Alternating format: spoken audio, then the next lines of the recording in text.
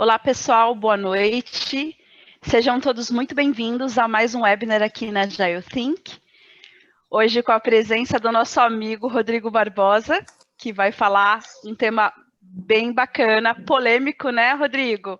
Quando se trata de indústria farmacêutica, como é que trabalha com ágil na indústria farmacêutica, né? O pessoal sempre fica com essa dúvida.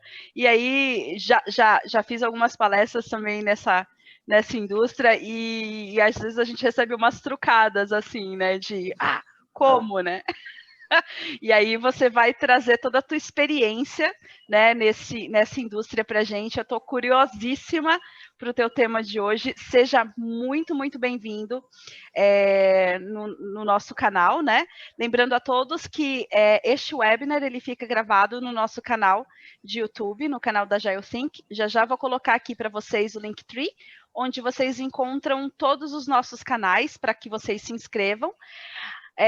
Rodrigo, a gente está com uma mega ultra promoção aí que vai rolar de Black Friday, né? A gente não podia ficar fora dessa, né? Então a gente tem várias coisinhas bacanas que vão acontecer com treinamento, com mentoria. Então fiquem ligados, mas para receber todas as informações tem que se inscrever. Então vou colocar aqui, inscrevam-se. Tem também os outros webinars, né? Que junto com você segue aqui agora em novembro. Então a gente vai ter com PO, né? A dor e a delícia de ser PO, né, Rodrigo?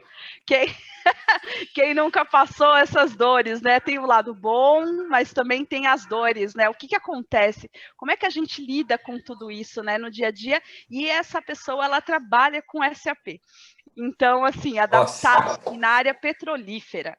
Então, assim, área petrolífera aqui, né? SAP, e ela se tornou PO, foi fazendo essa transição, então ela tem muito a contar para a gente, e também o Demis, que é nosso amigo lá em Portugal, também conhecido como Tiririca de Agile Coach, e ele veio falar para a gente, já viu, né, meu amigão, e semana passada eu estava com ele, e agora logo ele vai estar com a gente dia 19, e aí ele vai trazer para a gente o tema de qualidade, né? Qualidade, tudo que se envolve em relação a entregar produtos com qualidade e dentro da nossa vida aqui de agilidade e fora também, né? Precisamos sempre olhar e entregar o tão falado valor para o nosso cliente. Então, tem todas essas notícias aí para vocês. Eu já vou colocar aqui no chat o nosso Linktree para vocês se inscreverem. E agora, o palco é seu, meu amigo. Fique à vontade. Pessoal, todos aqui já, a maioria aqui, eu acredito, pelo que eu me lembro, conheço aqui quase todo mundo que está aqui. E vocês sabem que... Opa, mais convidados chegando. Vocês sabem que aqui é um bate-papo, tá, Rodrigo?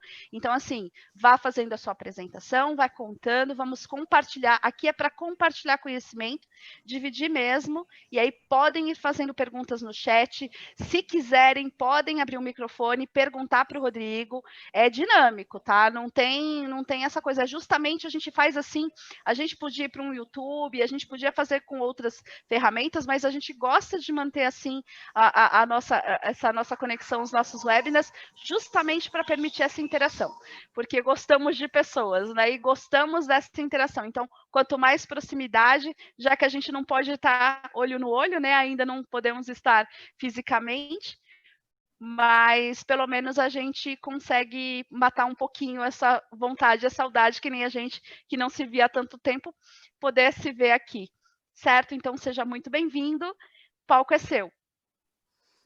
Obrigado, Débora, a GeoThink aí pela oportunidade. Acho que é muito gratificante a gente colaborar um pouquinho com a comunidade e trocar um pouco de experiência, né? Acho que o objetivo aqui é apresentar um pouquinho da nossa experiência, o que a gente acertou, errou, quais foram os desafios, e também a gente trocar o que a gente pode fazer, o que eu fiz errado e qual que seria uma outra experiência aí que aconteceu e possa fazer diferente, né? Deixa eu compartilhar aqui o teu material, a gente usa ele como base aí para a gente apresentar os pontos. Perfeito.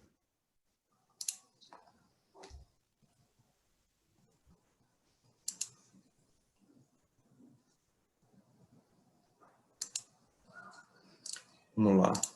Todo mundo vendo minha tela, Rodrigo. né? Tudo certinho. Bom, Eu vou falar um pouquinho, então, como eu comentei, tenho uma experiência aí de mais de 2 anos na indústria farmacêutica. Acabou que agora, recente, eu fiz uma mudança, vou falar um pouquinho também da minha carreira. E a proposta aqui é a gente falar uma transformação ágil em um ambiente realmente, como a Débora comentou, bem diferente do, por exemplo, eu vim do mercado de telecom. Então, tem uma mudança de cultura, de competição bem diferente. Então, foi bacana e eu quero compartilhar com vocês um pouquinho, pouco não, muito dessa experiência, desse projeto. A gente vai muito no Gemba mesmo, falar da prática, mas antes a ideia é a gente fazer um pouquinho de introdução só para a gente alinhar o meu entendimento de agilidade, se está alinhado com todo mundo, porque foi a base para a gente seguir essa jornada. Então, eu sou um mineiro, na verdade, eu nasci em São Paulo, mas fui muito pequeno para Minas, fui criado em Minas, então me considero mineiro, que moro em São Paulo há mais de 8 anos e acabei voltando aí à raiz. Sou pai da Maria Luísa, gosto de fazer cerveja artesanal, tenho a minha própria cerveja, Esparta é uma cerveja, é um hobby aí que eu gosto e estou até tentando casar esse hobby com essa parte de educação aí, de falar agilidade na produção de cerveja. Esse é um projeto aí que está no backlog. Gosto muito de viajar, então sempre que possível estou viajando. Gosto muito do setor de educação, então dou aula, ministro alguns treinamentos e também fui bastante tempo aí, né, voluntário do PMI. Basicamente, várias pessoas aqui, a gente conheceu dentro aí das atividades do PMI. E acho, como a gente estava comentando, né, Débora, acho que agilidade a gente traz para a vida, né? A gestão de projetos Sim. também e agilidade também. Então, eu uso muito na minha vida pessoal também e acho que traz muito valor. E gosto de levantar essa bandeira porque eu acho que enriquece muito o lado tanto pessoal e profissional também das pessoas dentro da empresa. É um bichinho que pica a gente, né? Então, uma vez que você pôs o pé, sai mais. Isso. Até vou falar muito sobre isso. Um bichinho que eu entendo que são um bichinho de 4 patas. Vou falar quais são as 4 patas. Falando um pouquinho da minha história profissional, na verdade, minha formação é engenharia. Então, isso é um ponto que é bem complicado, né? A gente passar aí de uma área de exatas, né, muito razão, muito metódica para essa nova mudança, esse novo mundo que a gente vive, né? Então, minha formação foi engenharia, mas sempre migrei para a área, sempre trabalhei 1 ano só na parte técnica, depois mais para a parte de gestão, de contrato, mais focado na área de operações, e a partir de 2008 eu conheci gestão de projetos, apaixonei e venho estudando, tive a oportunidade de participar de grandes projetos, como uma construção de uma refinaria, e também da parte de projetos de infraestrutura. Tem uma jornada grande aí no PMI desde 2012, trabalhando com vários eventos, e o último foi, acho que o derradeiro, a gente fez o primeiro TED aqui no Brasil, foi a comemoração de 50 anos, foi um marco também bem bacana. Sempre trabalhei mais na área de infraestrutura com projetos tradicionais. E aí, de 2015 para frente, eu comecei a estudar um pouco de agilidade, fui estudando e venho estudando sempre, e eu acho que tem muito aí para agregar na vida profissional e pessoal, mas não deixando de lado o preditivo, né? Então, a gente sabe que tem vários momentos, vários projetos, várias iniciativas que a gente precisa trabalhar, que o melhor modelo ainda é o tradicional. E o híbrido, é o que a gente vai falar aqui. Então, eu sou muito a favor de trabalhar com um modelo híbrido.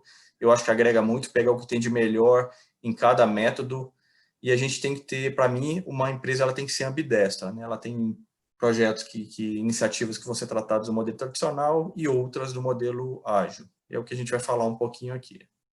E hoje eu estou na verdade eu saí do Axê, comentando aqui no início, então terminou o projeto, esse projeto que a gente vai apresentar aqui, que eu tive essa experiência, e a partir de semana passada eu faço parte hoje do PMO da Ultragás. Então, um outro segmento, bem diferente, uma nova experiência aí para a gente posteriormente estar compartilhando aí com a comunidade. Então, por que eu ajo? Acho que é uma pergunta bem que eu me fiz várias vezes, né? Acho que eu já vi muita gente, já vi palestras de ágil é moda, e eu questionei muitas vezes isso, né? Por que ágil, né? Por que eu tenho que usar o método ágil? Por que não usar o modelo tradicional que eu usei na minha vida inteira profissional praticamente? E por que eu teria que mudar? Então, uma pergunta que eu sempre fiz, e eu acho que é importante para a gente entender a razão de usar o método. Acho que não é só porque está na moda, que agora todo mundo fala de squad, que tem que, vou usar o ágil. O que a gente vê no mercado hoje é isso, né? Todo mundo usando o ágil e em alguns momentos não casa, né? Então, no meu ponto de vista, você vai construir um prédio, que é uma coisa assim, praticamente quase produção, e vem escrever história, acho que não casa. Então, essa é a pergunta que eu sempre fiz e levo como referência até para as minhas atividades, né? Quando a gente usa o método e qual que é o melhor e por quê, né? No meu ponto de vista, hoje a gente está no momento, o famoso lá mundo VUCA, onde a gente tem uma evolução tecnológica hoje bem diferente de anos atrás.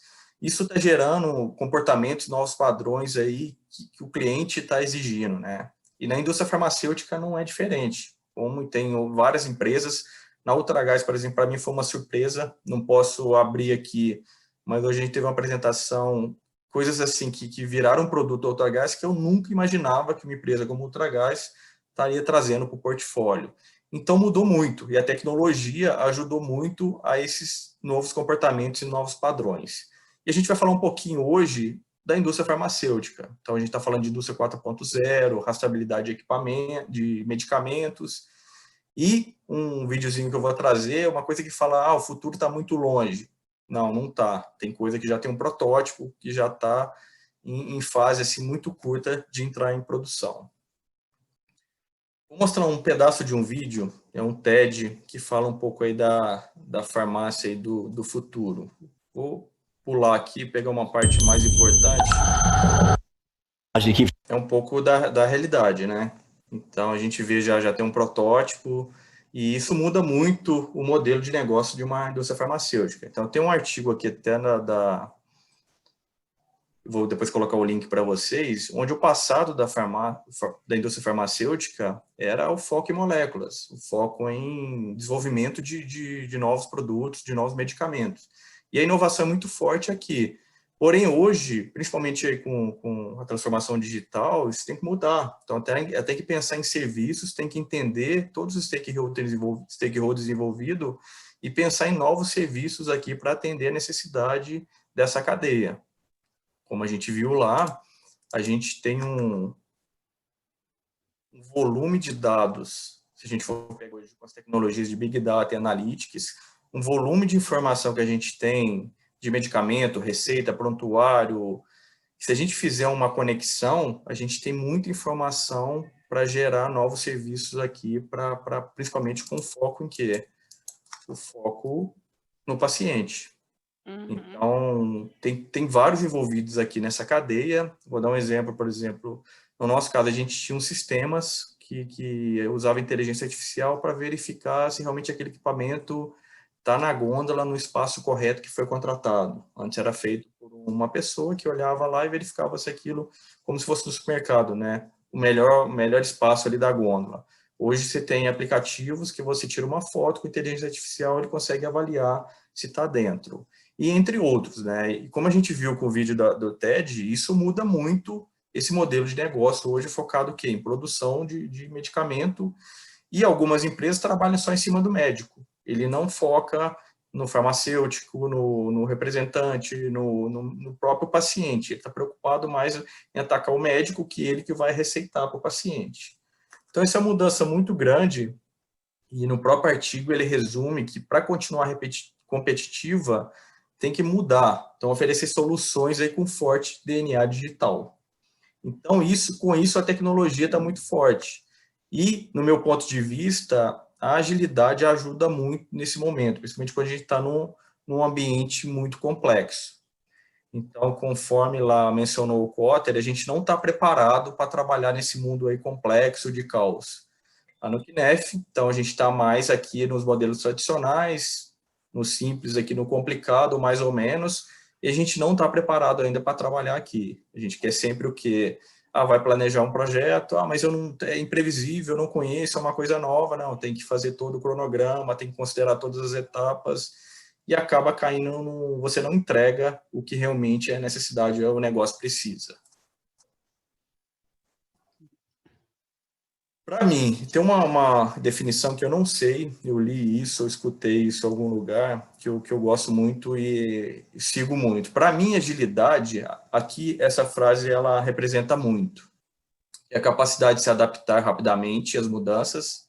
Para tal, é essencial criar uma cultura de entregas incrementais de valor em ciclo cada vez mais curtos e de incansável melhoria contínua.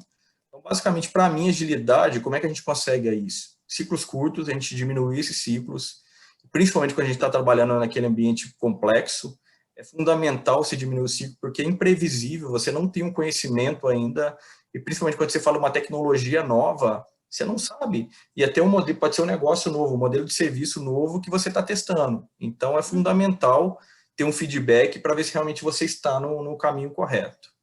Melhoria contínua, então, criar essa cultura de melhoria contínua, está sempre evoluindo, e o foco principal, que é o que todo negócio precisa, entregar valor. Então, não adianta hoje eu ficar ainda focado em indicadores só de projeto, eu estou preocupado com tempo, custo e qualidade, sendo que eu não estou verificando realmente se está trazendo valor para o negócio. Então, é fundamental essa visão do produto. A visão hoje só de projeto, ela hoje é muito míope, e você não vai conseguir entregar o resultado necessário que o seu negócio precisa, e dependendo se você está muito bem, com uma eficiência muito boa, porém você não está avaliando a eficácia. Então, você pode estar entregando muita coisa que realmente não precisa, que está em outra direção do direcionamento estratégico da sua empresa. Então, para mim, e a gente usou muito isso na jornada que a gente teve com relação à agilidade dentro da empresa. Então, eram alguns valores, alguma direção que sempre a gente olhava e verificava. Isso vai ajudar a diminuir, a encurtar o ciclo.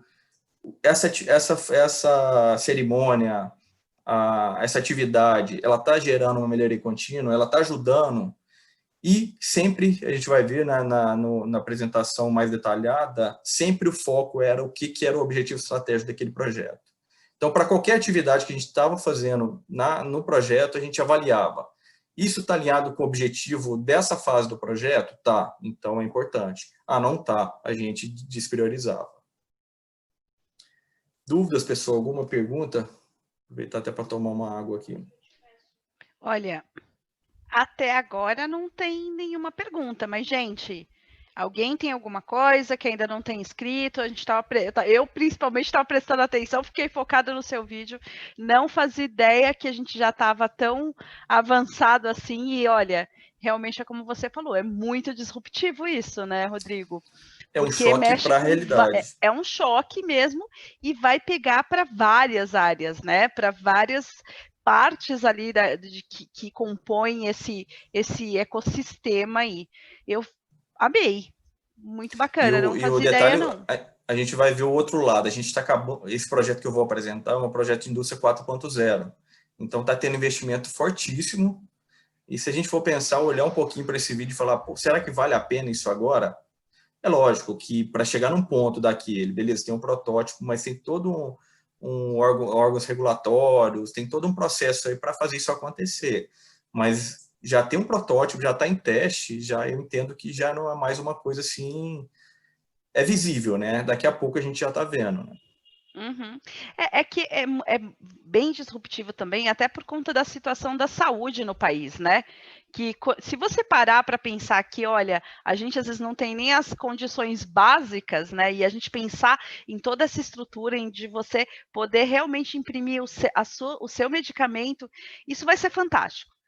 Eu acho que vai ser, e é como ele falou, você conseguir juntar tudo aquilo que as suas necessidades, juntando essa parte né, da inteligência artificial para te conectar e te dar aquilo que o seu corpo realmente está precisando, né?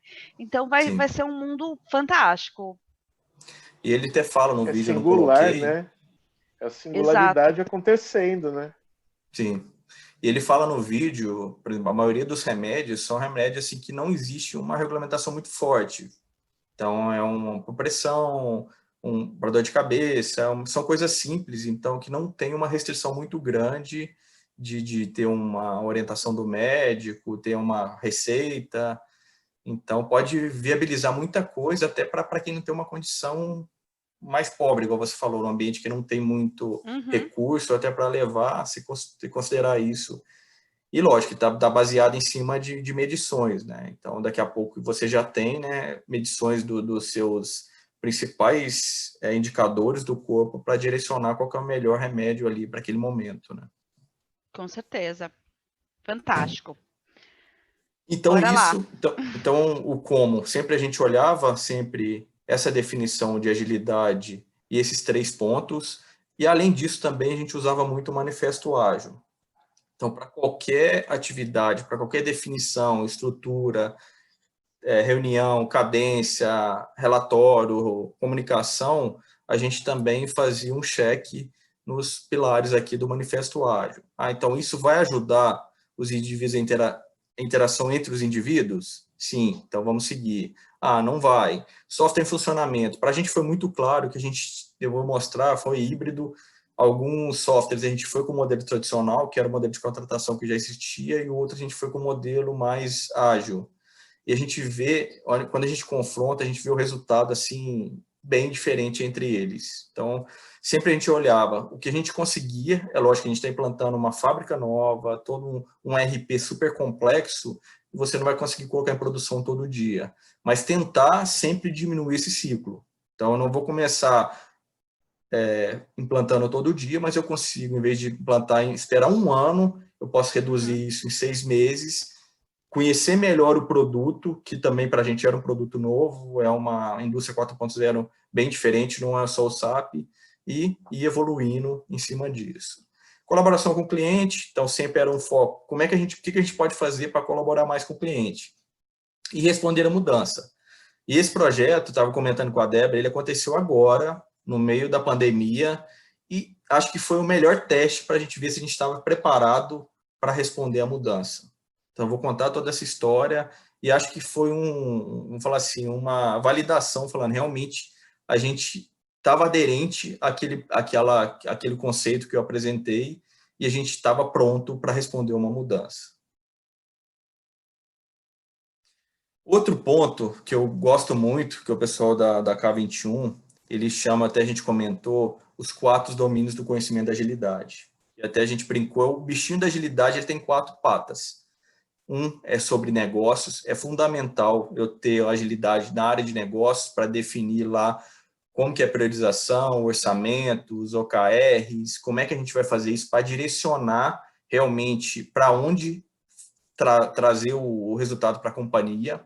O cultural, que vai mudar tudo, se eu não tiver uma cultura mais tendência para o ágil, isso vai atrapalhar muito, então eu tenho que preparar esse lado também para gerar essa cultura ágil.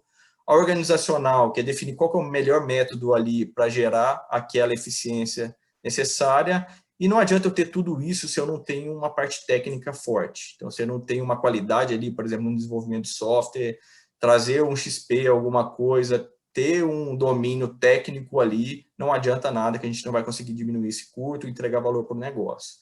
Então, é fundamental, no meu ponto de vista, trabalhar esses 4 pilares. Não adianta só olhar uma parte, não adianta só colocar um Kanban ou um Scrum no time de desenvolvimento se eu não tiver o alinhamento com os outros 3 pilares. E essa figura eu gosto muito, que ela faz uma analogia do ciclo completo aí de uma empresa ágil, né? Então, como a gente comentou, a gente tem hipóteses. Então, quando a gente está trabalhando aí um ambiente bem complexo, a gente ainda não tem um conhecimento, tem algumas hipóteses que têm que ser validadas. Então, ela passa aí por um processo de upstream para definir qual que é a hipótese, validar a hipótese, qual que vai entrar para o downstream, para o delivery. Depois tem os times que vão executar o que foi definido aqui, alinhado com o negócio. Então, tem a parte de agilidade aqui, e depois eu faço a verificação, que tem que trazer o retorno para o negócio e verificar se aquela ideia, se aquela hipótese realmente foi sucesso. Se não, pode ser que a que for chegar aqui não tenha um retorno adequado, eu vou voltar, vou pivotar e vou testar uma outra hipótese.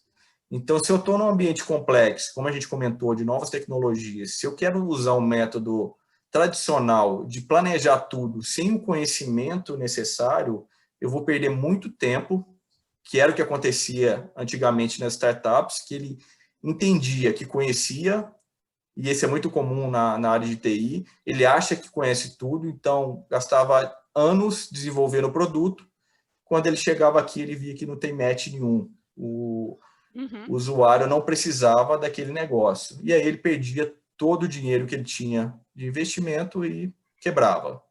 Então, por isso que a gente precisa o quê? Pegar uma hipótese, ver qual que é melhor, testar ela, validou, beleza, ok, deu feedback, vamos voltar e ficar no ciclo aí de discovery e delivery, e nunca tem fim, né? Quando você pega um produto digital, principalmente, sempre está discovery, delivery, sempre trazendo funcionalidades, né? Então, pega vários casos aí de empresas como, por exemplo, Netflix, que praticamente ele tem uma funcionalidade aí, todo dia ele está gerando uma funcionalidade nova para o usuário.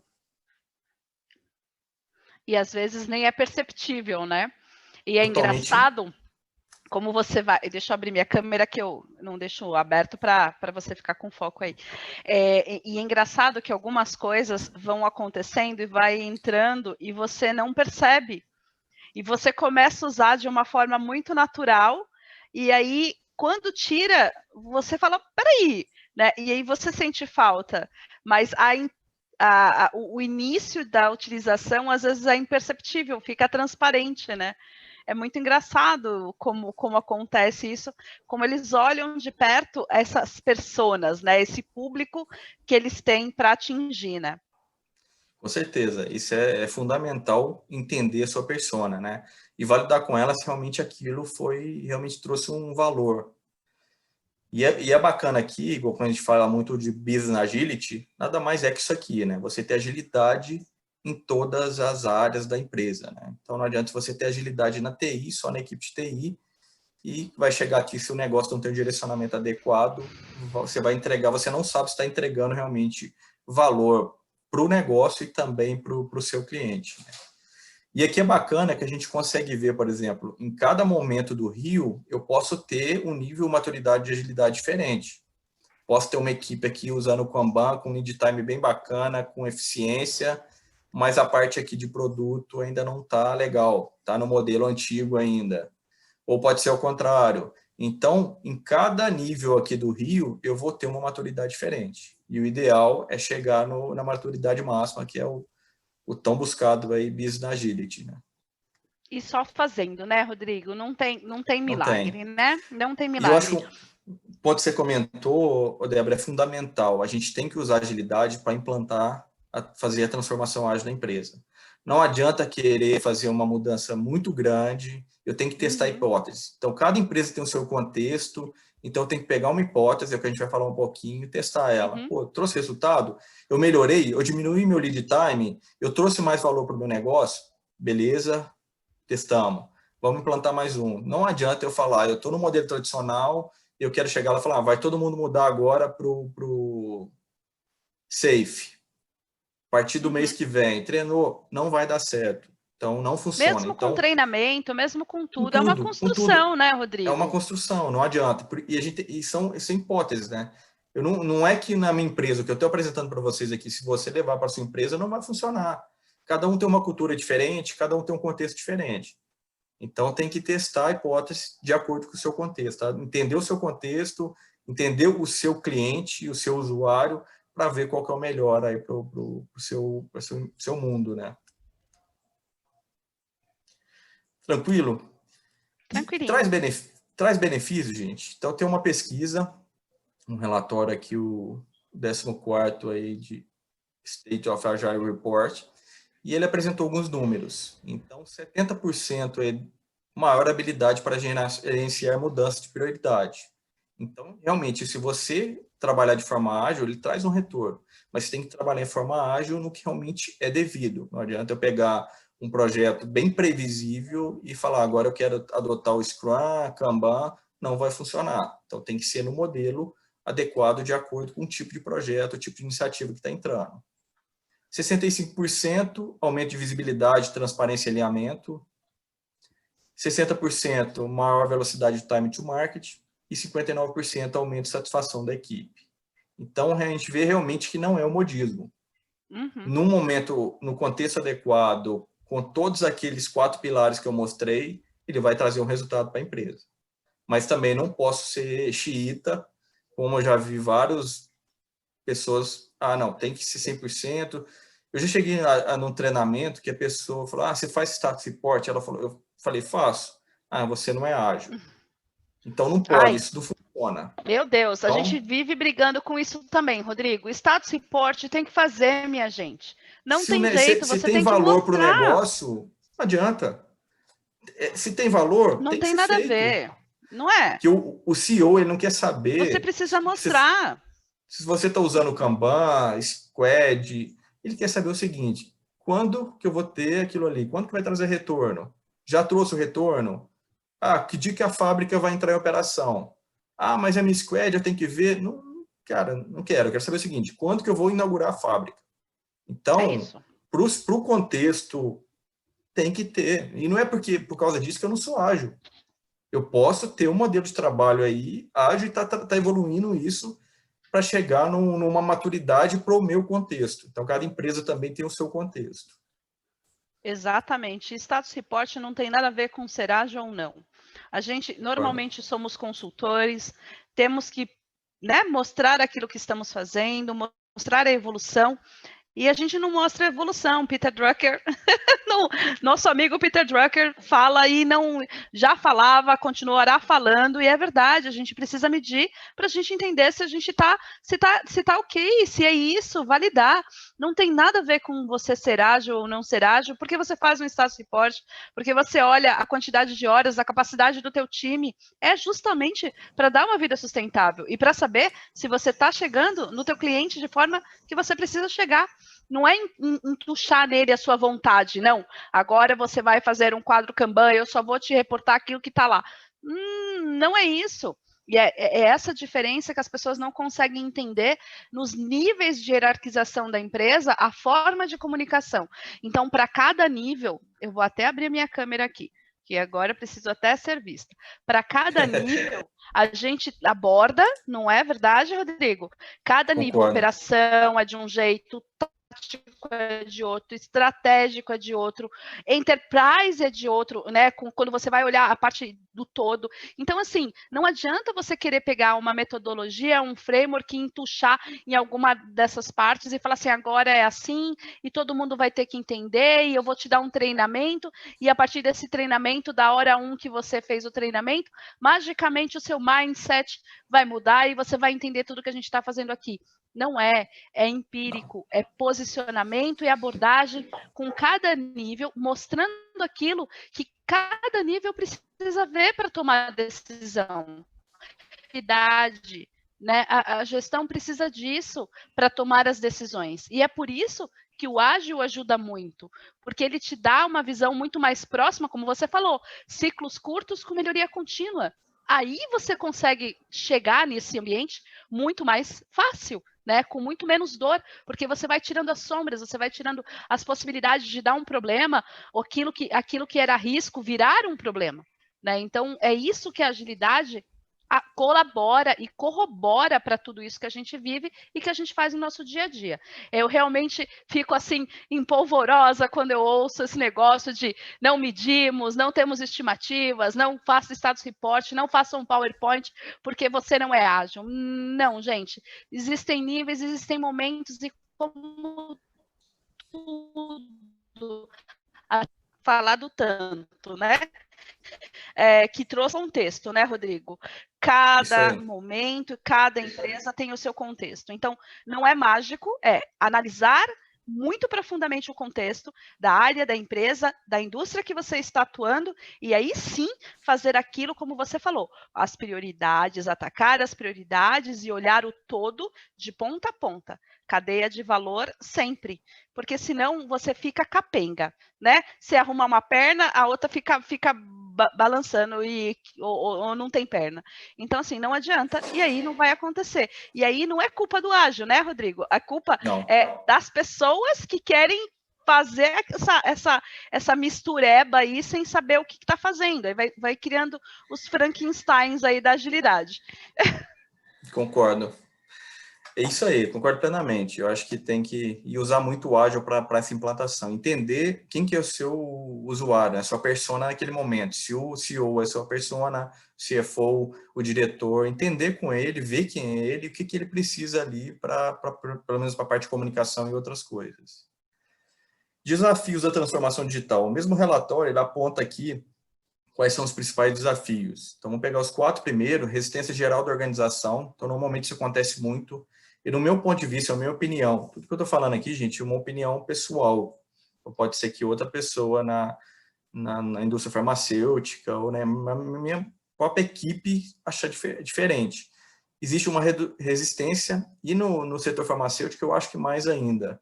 Então, eu vejo muita diferença da minha experiência. Por exemplo, eu trabalhei em empresa de energia, Petrobras, telecomunicações foi a maior parte, e a parte de farmácia. Então, eu vejo uma cultura bem diferente, uma cultura ainda mais fechada, mais tradicional.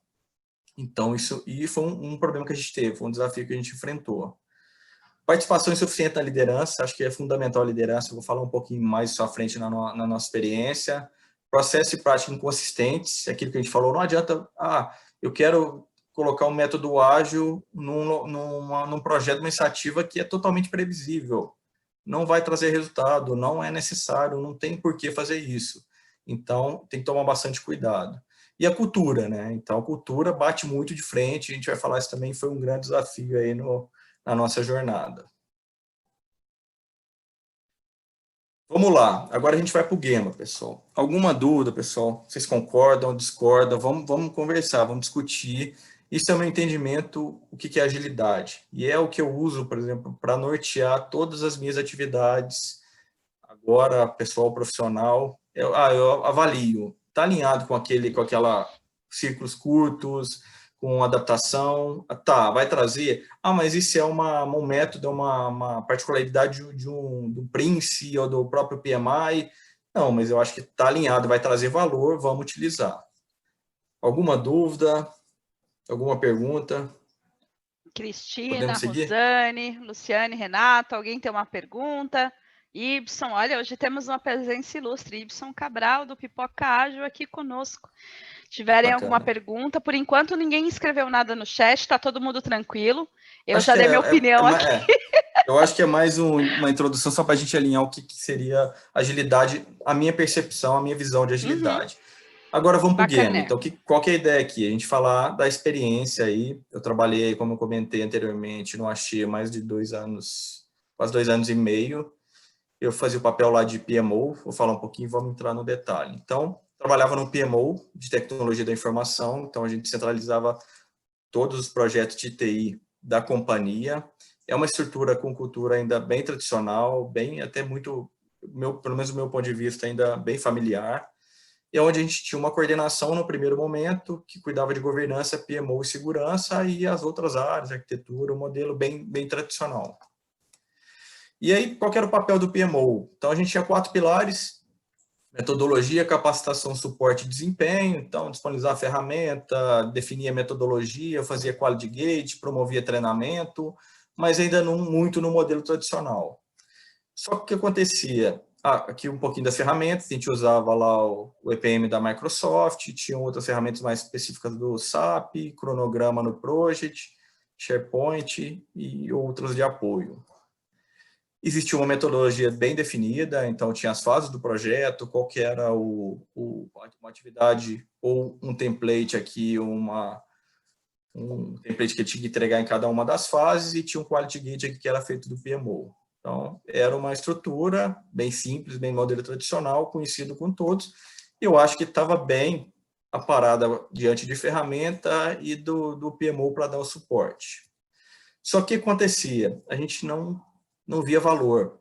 Então, quando eu entrei, a gente via, tipo, um PMO estava ali parado e nos projetos com problema, não tinha visibilidade de portfólio, e a gente não estava vendo que tinha valor, aquilo que a gente estava entregando como PMO. E aí surgiu a ideia de que vamos avaliar nossas personas. Então, a gente começou a avaliar quem que seriam as pessoas, gerente de projeto, área de negócio, diretores, para a gente entender o que tinha de problema. Então, aí teve vários. O PMO só aponta dedo, ele não é um servidor, ele só está, você não fez isso, você não fez aquilo. Não tinha uma comunicação eficaz entre as áreas. Então, tinha um projeto que estava perdido na área de negócio e a própria negócio estava tocando porque não tinha uma interação com a área de TI. Falta de integração em projeto de grande porta. Quando tinha um projeto que envolvia mais de uma área, ele ficava muito sem uma conexão, sem uma integração. Isso gerava muito problema. A gente não tinha visibilidade capaz, então a gente não sabia aquela quantidade de projetos, se a gente tinha capacidade suficiente ou não, então era uma loucura. Então, eu estou sobrecarregado, mas a gente não tinha essa visão para saber se estava ou não, se estava de mais recurso ou não. Dificuldade imensa de levantamento de requisitos. A gente vai falar um pouco mais à frente o que a gente fez para mudar. Então, antes era um requisito muito pobre e isso dificultava muito tanto a entrega, o desenvolvimento dos projetos, quanto também na hora de entrega, porque não era aquilo que realmente o negócio estava querendo. Um perfil muito técnico de condução de projetos, do meu ponto de vista, isso atrapalha, eu acho que tem que tomar bastante cuidado, que aí centraliza muito, a gente vai falar também mais detalhes. Profissionais sem capacitação em gestão de projetos e agilidade também. Problemas de contrato turnkey, eu vou detalhar um pouco mais. O problema de sempre, que é a data paredão, eu preciso desse projeto para tanto. Mas não dá. É essa data e se vira. Falta de informações para tomada de decisão, falta de pessoas para gerenciar os projetos e falta de alinhamento com o negócio. Então, eram as dificuldades que a gente entendeu. E aí, por sobrevivências, eu posso falar que a gente falou, a gente está perdido, a gente tem que fazer alguma coisa para mudar isso. Então, era um grupo, a gente tinha um grupo, aqui até eu acho que eu falo, são 3 pessoas que faziam parte desse PMO, e a gente precisa mudar, a gente precisa trazer valor. Na visão, o PMO tem que trazer um valor, então a gente não pode ficar do jeito que a gente está. E aí foi a ideia do quê? A gente precisa ir para o Gemba. Então a gente precisa entender mais, para a gente entender mais o que está acontecendo, para fazer as mudanças, para entender um conceito, o contexto, então a gente precisa entrar para dentro dos projetos. E aí foi a mudança, que o PMO começou a assumir alguns projetos, de realmente virar o gerente do projeto, para mostrar, até para pegar uns pilotos e mostrar, se eu usar a metodologia, se eu fizer tudo, eu vou começar a trazer valor para o negócio, dar visibilidade, ter uma comunicação melhor com o negócio, entregar mais o que ele precisa, e aí foi a ideia, a proposta no PMO. Porém, é o seguinte, a gente tinha alguns desafios, a gente tinha pouco recurso, e aí a ideia foi o quê? A gente pegou alguns projetos que estavam pipocando, que não tinha líder, pequenos, e a gente resolveu assumir uma bucha bem grande. Aí foi o meu papel. Nesse papel, eu entrei como PMO, então era uma construção de uma nova fábrica em Pernambuco, no conceito 4.0, e a ideia aqui foi o quê? Reinventar. O que a gente pode adequar, entender o contexto, principalmente desse projeto, e o que a gente pode mudar para apresentar um valor para a companhia, valor que o PMO pode trazer. Então, eu peguei esse desafio, então tinha uma equipe, o gerente de projeto estava assumindo também, a gente sentou e começou a reestruturar o modelo de trabalho para trazer mais valor, alinhado com o que eu comentei anteriormente, que eu entendia que era agilidade. Então, normalmente, as empresas, o que a gente faz? Quando você está implantando agilidade, você não pega um projeto, esse projeto, só para ter uma ideia, era um projeto super estratégico, era o principal projeto da companhia. Normalmente, você não começa com esse tipo de projeto, mas na nossa necessidade de apresentar valor e na necessidade da companhia também de entregar valor, principalmente desse projeto, foi o que a gente definiu aí como o piloto para a gente implantar essa nova metodologia e é o que a gente vai falar um pouquinho agora dessa jornada. Para a gente entender um pouquinho o que é esse projeto, vou passar aqui 2 vídeos. Então, um primeiro vai apresentar um vídeo do que é essa fábrica, bem ilustrativo, e depois eu vou um outro vídeo de um fabricante de equipamentos para mostrar o por dentro, o que tem de nível de equipamento, de nível de automatização, para vocês entenderem o tamanho aí da bucha. Premiumbeat.com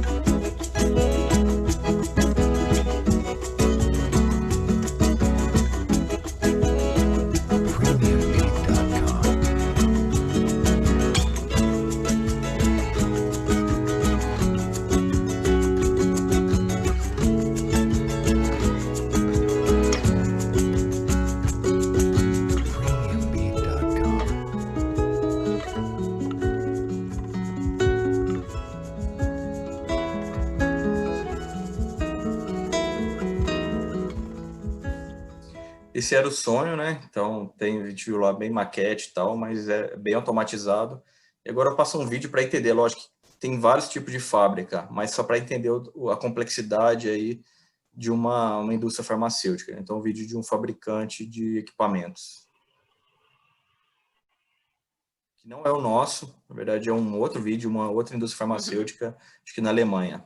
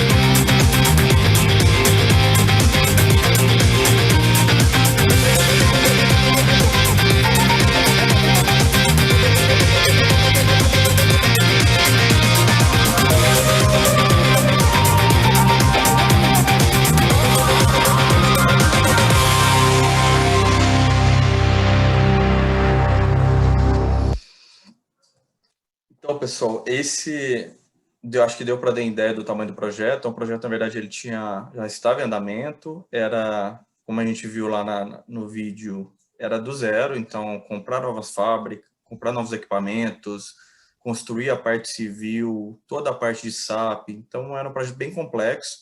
Ele estava em andamento, indo no modelo tradicional, porém apresentando bastante problemas, principalmente relacionados à TI. E aí teve essa mudança, que entrou um novo gerente de projeto, eu fui definido como PMO, e a gente sentou e começou a discutir o que a gente poderia mudar para trazer aí realmente um retorno, melhorar ciclos, melhoria contínua, adaptabilidade, trazer um pouco da agilidade para o projeto. A gente colocou em tudo? Não. Por isso que aí foi a ideia de trazer para o modelo híbrido.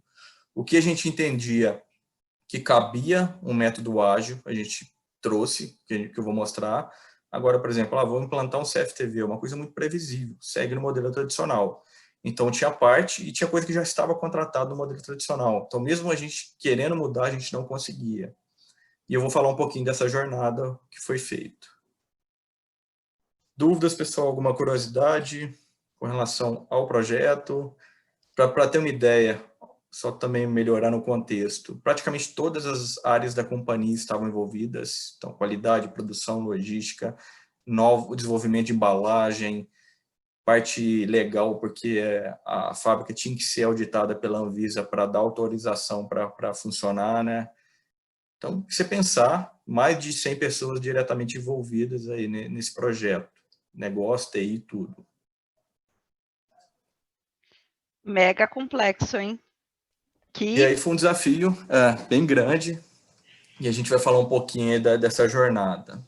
Os desafios, os principais desafios que a gente enfrentou na visão de PMO e também do projeto. Falta de patrocinador executivo. Então, isso é fundamental, isso ajuda demais, e quando você não tem, complica muito você implantar, por exemplo, para fazer uma transformação ágil.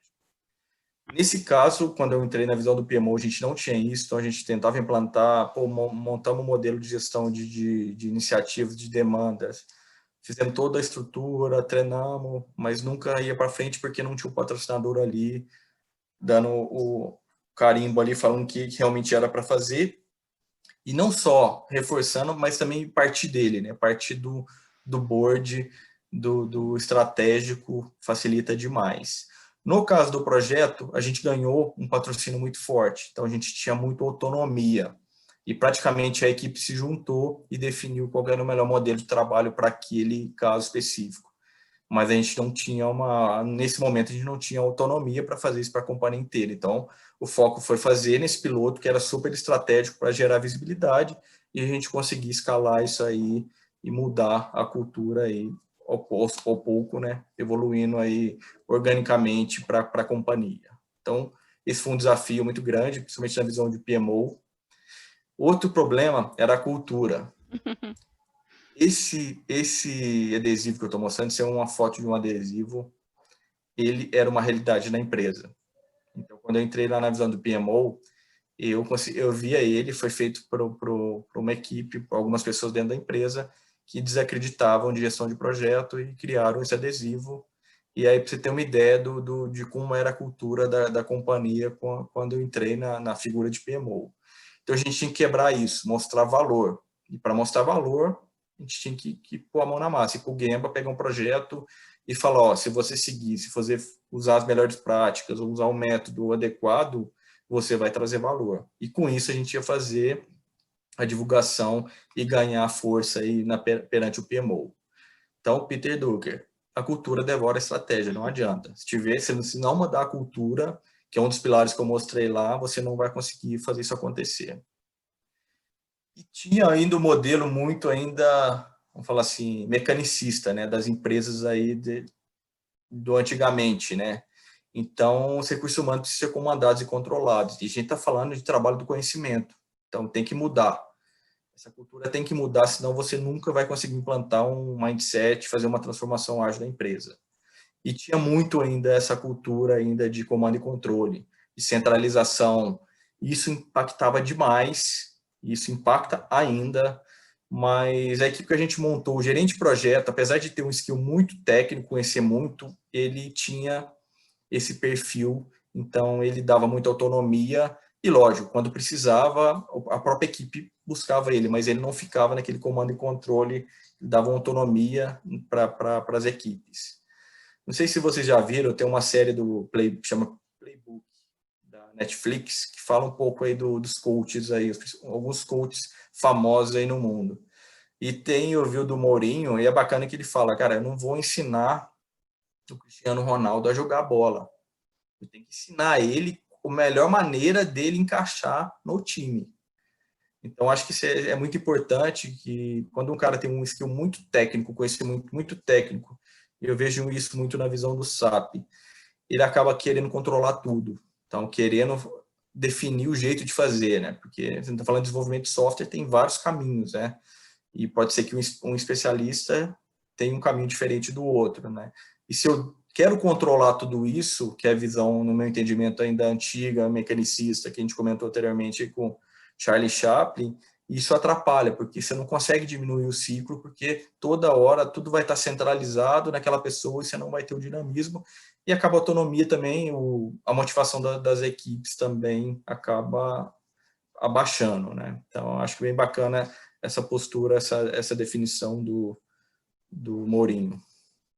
E tem outra referência, né? Então, eu não vou contratar uma pessoa para... Estou contratando um especialista, então ele tem que falar como que ele deve fazer, né? Não sou eu que sou o gerente do projeto, a figura de gerente de projeto no modelo antigo, eu não falo nem tradicional, porque acho que essa cultura, eu trabalhando como gerente de projeto, eu já tinha essa postura de um gerente mais servidor, eu não vou contratar um especialista mesmo, eu conhecendo, e falar para ele como fazer, né? Na verdade, eu posso acompanhar no início, mas eu tenho que dar autonomia para ele fazer, senão eu não vou ter uma agilidade aí dentro da equipe, né? Não só agilidade, né? Mas eu acho que perde muito engajamento, né, Rodrigo? Engajamento, Porque concordo. a pessoa, ela fica... eu passei por isso, né? A gente se sente muito podado. Você parece que diminui a sua inteligência, sabe? Ao invés de evoluir, você se sente regredindo. Não por nada, mas porque você não trabalha a sua potencialidade, né? Não cresce. Então, isso acaba gerando muito turnover também nas empresas. Justamente por isso, porque te contratam pelo teu melhor e não te deixam executar o teu melhor. Ainda abafam, né? Isso eu acho que é fundamental. Eu também já passei pela mesma experiência, foi super desmotivador, e eu acho que isso é um dos principais pontos pela desmotivação, pelo turnover nas empresas, né? O que eu estou fazendo aqui? Não estou agregando nada, não estou participando, não tenho colaboração, não estou ajudando em nada, e não sente realmente que pertence àquela equipe, né? Exato. Ele está ali e virou um tarefeiro. A gente vai falar um pouquinho mais para frente sobre isso, mas ele é um tarefeiro. Chegou ali e executa isso. Não tem abertura, não tem oportunidade de dialogar, de estar discutindo uma solução junta. É isso. E para mim é fundamental, então, para a gente conseguir essa mudança, ter uma mudança de mindset da liderança. Então, para mim, o que entendo como liderança ágil? Ele indica a direção, ele fala para onde que a gente quer chegar, ele não vai definir o como. Então, no nosso caso, a direção era muito clara, e todas as reuniões, essa direção era sempre batido muito forte. Dá autonomia para o time tem que falar como que ele quer fazer. Não é eu, como gerente de projeto, como sempre, várias vezes aconteceu, já falo, ó, você vai fazer assim, assim, assim, vai fazer assim. Isso gera uma desmotivação muito grande, como a gente comentou. Motivar os indivíduos, e cada um tem uma particularidade diferente. Acho que entra aí o modelo aí, líder 3.0, né, do manager 3.0. Cada um tem um motivo de uma motivação diferente, né? Então, ele tem que entender isso e trabalhar para isso acontecer. Como o Mourinho falou, eu tenho que contratar os melhores jogadores e ajudar eles a trabalhar em time. Então, esse é o papel principal aí da liderança. E sem isso, gente, a gente acaba com um ponto que eu acho que é fundamental, que é a inteligência coletiva. Então, se eu não tenho um ambiente propício para isso, semeado para isso, eu não gero a inteligência coletiva. E isso é fundamental para a gente trazer valor para a empresa, entregar valor, ter uma adaptação, ter um ciclo mais curto, porque várias pessoas pensando experiências diferentes, com certeza a solução vai ser melhor do que uma pessoa, um especialista, o herói que a gente chama, né, definindo a solução para todo mundo. Então, é fundamental para mim, super fundamental, ter inteligência cognitiva para a gente conseguir aí essa jornada ágil. E aí, desafio 3, era o que eu comentei anteriormente, a gente não tinha valor, a gente não via valor, a companhia não vê valor, não tinha valor nenhum PMO, então a gente tinha que mudar isso. E aí, foi mais no sentido assim, a gente conseguiu vamos falar assim, um voto de confiança nesse projeto e falou, ó, vamos trabalhar numa posição diferente, de ser servidor realmente. Então, nesse papel, eu vou comentar um pouco, o PMO foi Agile Coach, Scrum Master, PO, tudo que era necessário, a gente estava atuando. Então, não estava mais naquela posição de ficar olhando de fora, precisava ter um problema. Um PO lá está com problema com outro PO de outra área. Então, o PMO ia lá fazer esse papel de conexão, de alinhamento. Está com problema de sala de reunião, o PMO apoiava. Não está fazendo a daily correta, o PMO ia lá e fazia o papel de Agile Coach. Treinava, está de férias. Então, a gente foi um papel muito servidor aqui. Eu acho que isso ajudou demais a trazer essa percepção, a melhorar essa percepção de valor aqui da área perante a companhia e perante também a liderança. Outro desafio, a gente... Em paralelo a esse projeto, estava também acontecendo um projeto bem estratégico para a companhia, do mesmo porte, e tentaram também implantar um modelo ágil, e foi uma experiência muito negativa. Então, aqui foi um momento de aprendizado, então a gente pegou, entendeu o que aconteceu e fez várias mudanças. Por exemplo, aqui, na verdade, o modelo era contratar uma empresa, uma consultoria de grande porte, internacional, multinacional, e esperou que ela fosse implantar a metodologia dela, fazer tudo. Então, acho que isso foi um erro. Do meu ponto de vista, o modelo de trabalho, como eu comentei, depende do contexto da empresa, então tem que ser definido pela empresa, e a empresa, a consultoria que estiver entrando para trabalhar, ela tem que atender aí a necessidade da empresa no modelo dele. Isso tem que estar até no contrato, foi até uma mudança que a gente fez. E não aconteceu, então não foi partir do PMO, partiu de uma área específica desse projeto e acabou que foi muito negativo. Chegou a ponto aí de praticamente o projeto não foi entregue conforme esperado, não trouxe o resultado esperado, deu muito problema. E aí isso gerou até um ponto que a gente ficou com medo, né? Vamos implantar de novo agora, então perdi um pouco de confiança. Mas a gente falou, cara, a gente precisa melhorar. Então sentamos, aprendemos, identificamos problemas. Então, em vez de a gente contratar uma consultoria, mudou. Como o modelo de gestão ia ser Axê, a gente contratou consultores e aí a gestão foi feita toda pelo Axê no modelo que a gente definiu. Então, Rodrigo, isso foi fundamental, foi sucesso total. Um dos motivos do sucesso foi essa mudança de estratégia.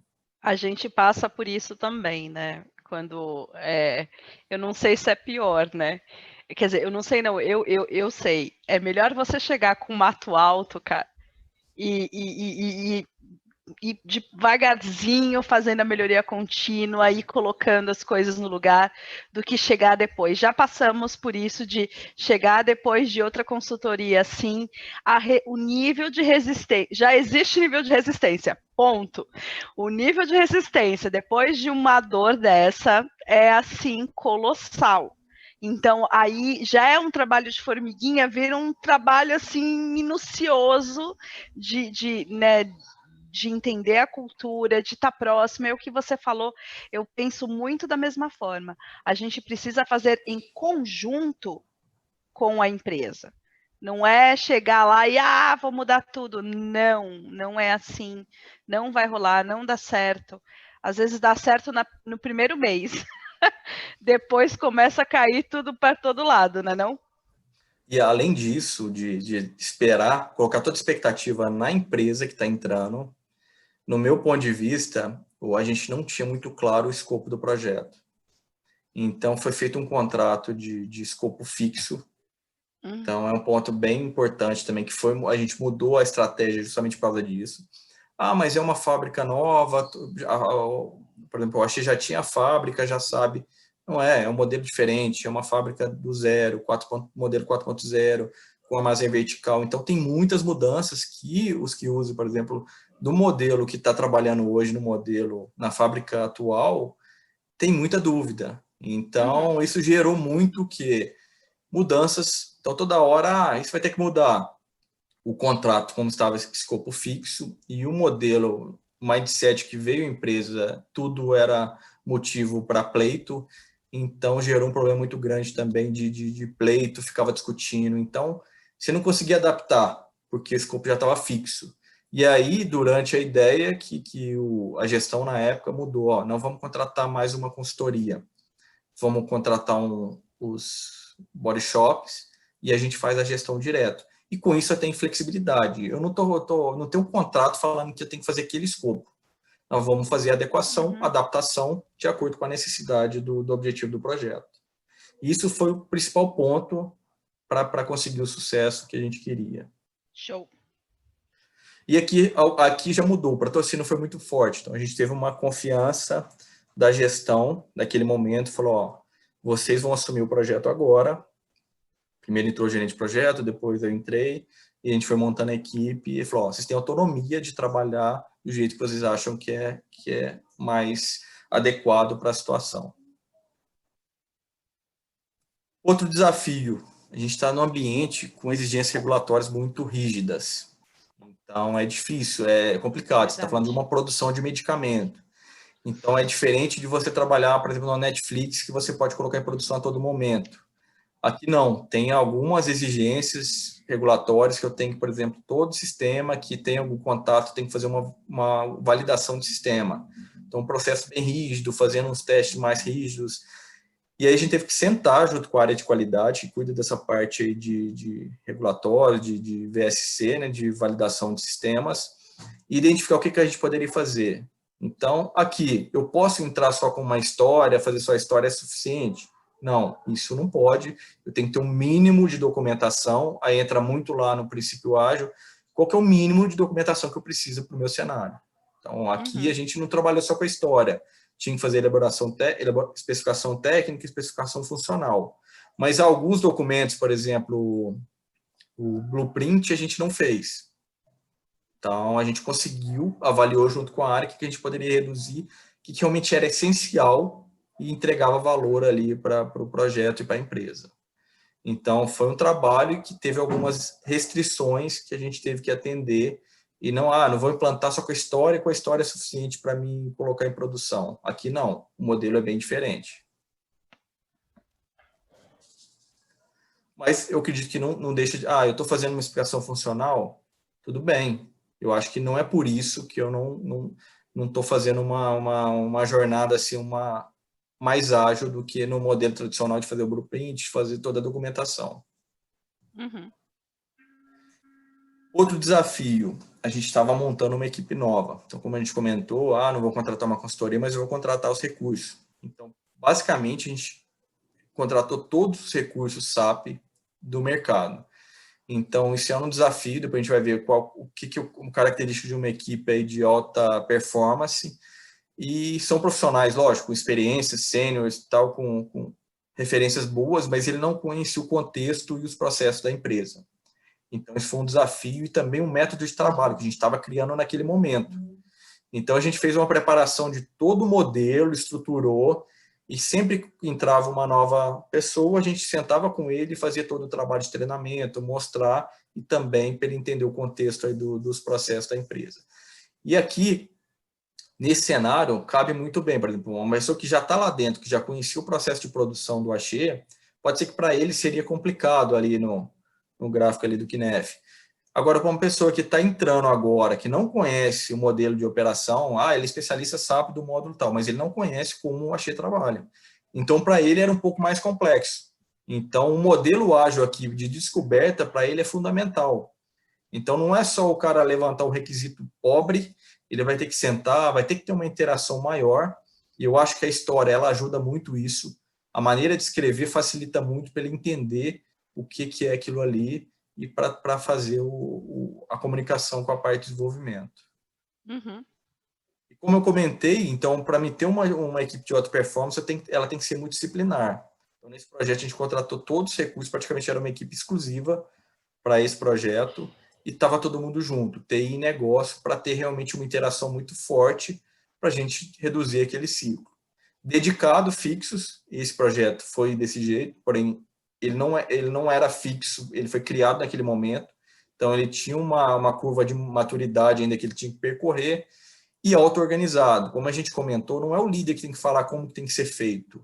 E essa auto-organização é fundamental. Por exemplo, quando um analista ou desenvolvedor está com uma dúvida de uma outra área, ele não tem que ir para o líder e perguntar.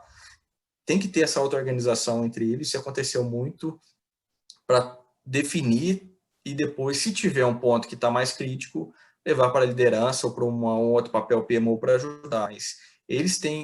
A equipe tem que se auto-organizar e identificar qual é a melhor solução para aquele momento. E aí, diante de todos esses desafios, tudo que a gente percorreu, a gente sentou e falou, como é que a gente vai, qual é o método que a gente vai usar, como é que a gente vai fazer? Podemos passar para Activate, não vamos para o Safe, vamos para o Príncipe, PMBOK, Kanban.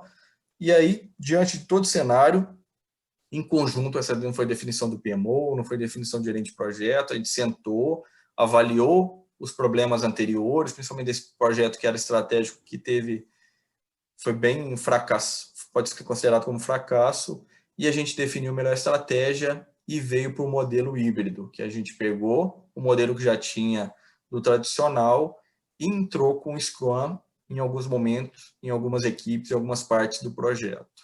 Uhum. Então, tem uma frase aqui que eu peguei, eu fiz um plágio de uma outra. Definição de processos, regras e métodos não é essa coisa colorida onde tudo se encaixa de forma perfeita. O nome disso é Lego. Então, isso é super difícil. E tem que ser também, no meu ponto de vista, tem que experimentar. Então, no primeiro momento, a gente tinha uma matriz de requerimentos e a gente viu que não precisava. Era um retrabalho que estava sendo feito, toda a informação já tinha dentro da ferramenta que fazia a gestão ágil lá das histórias. Então, a gente tirou ela do meio do caminho. Então, é um processo de experimentação. Lógico, um método, você pega um Scrum, ele é um bom caminho, um início, e você vai adaptando. Será que eu preciso fazer a daily todo dia? É necessário? A interação do grupo já está muito forte. Então, a daily é uma cerimônia para forçar isso. Agora, se já está acontecendo isso durante todo o dia, eu não preciso fazer ela todo dia. Posso espaçar ela para ter uma visão, só para não perder esse hábito, essa cultura. E aí, esse é o meu ponto de vista. Uhum. Qual o melhor caminho? Como eu comentei, aqui tem uma definição, um conceito do Lean, que eu gosto bastante. Acho que o Kaizen todo mundo conhece mais, né? Que seria aí uma melhoria contínua, que aqui no caso seria a curva aqui verde. E tem o Kaikaku. Kaikaku é uma mudança muito grande. Então, no gráfico até mostra, qualquer mudança que a gente tem, sempre tem um vale aqui que a gente tem que superar ele. Então, isso vale na vida pessoal e profissional. Qualquer mudança que você faz, de diretoria, de organização, de método, você vai ter um vale aqui de desconhecimento, o pessoal fala, não funciona. Então, sempre tem isso. E se você faz isso uma coisa muito brusca, saindo de um estado quo para o novo, dei um exemplo aqui, todo modelo tradicional, quero implantar Safe da empresa toda. O vale é muito grande e pode ser que você não consiga sair dele. Então, no meu ponto de vista, que é muito na linha do Kanban, do método Kanban, o melhor é você estar fazendo, e da agilidade, né? Testando hipóteses. Então, fazendo mudanças contínuas, orgânicas, para chegar nesse status quo. Então, no nosso caso, foi o que a gente adotou. Não vou implantar um ágil puro, um safe. Vamos começar a ir mudando aonde que realmente a gente entende que vai trazer valor naquele conceito de agilidade e vamos avaliando os resultados até chegar onde a gente quer. Então, isso é uma dica, pelo menos eu acho que é fundamental, principalmente para essa transformação ágil aí das empresas. Alguma pergunta, pessoal? Alguma dúvida? Até para me tomar uma água aqui. Pode tomar aí. Por enquanto, nada. O pessoal está ouvindo e acho que assimilando tudo aí. Então, vamos lá, vamos continuar. E um outro modelo também que eu gosto bastante, que a gente usou como referência, do PMO ágil do Fábio Cruz, né? Então, outro ponto bem polêmico. Ah, você tem gerente de projeto? Então não é ágil. Ah, tem PMO? Não é ágil, não existe mais PMO. Então, eu gosto muito do conceito da proposta aí do Fábio Cruz do PMO ágil. Eu acho que cabe sim.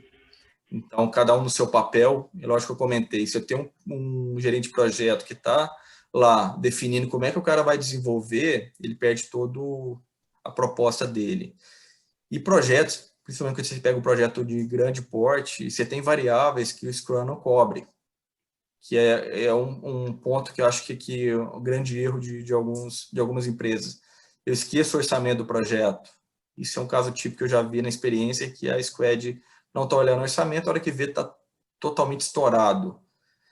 Então, tem a sua particularidade, o PM ele tem o papel dele, então ele vai ser um facilitador, integrador, focar mais no organizacional, desenvolvimento de pessoas, o gestor mais estratégico, o Scrum Master com o papel dele, o PO no nosso caso, ele foi a própria área de negócio, então tinha o PO da área de qualidade, que era o próprio negócio. E como ele não tinha esse conhecimento técnico, a gente continuou ainda com a figura, no caso do SAP, do analista funcional, que ele coletava essas informações com o PO e fazia a especificação funcional para fazer a comunicação com o dev. Então, a gente entende esses valores e continuou com o PMO, só que o PMO mudando um pouco a postura, né? Pensando mais estratégico, mais direcionador, fazendo mais o papel também de trazer agilidade para a companhia como um todo. Então, um ponto que a gente usou como referência, a gente tinha todos esses papéis dentro da estrutura da equipe do projeto.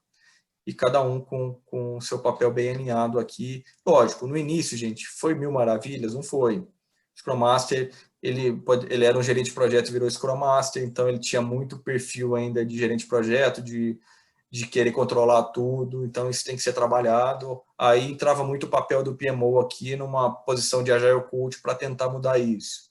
O PO não sabia, no primeiro momento, quando a gente falou que tinha que escrever uma história, aí primeira posição, mas eu já escrevi o requerimento, que anteriormente era um simples requerimento que ele escrevia, não tinha mais interação para ele entendia que era suficiente. Então, tem todo um trabalho de conscientização para mudar isso.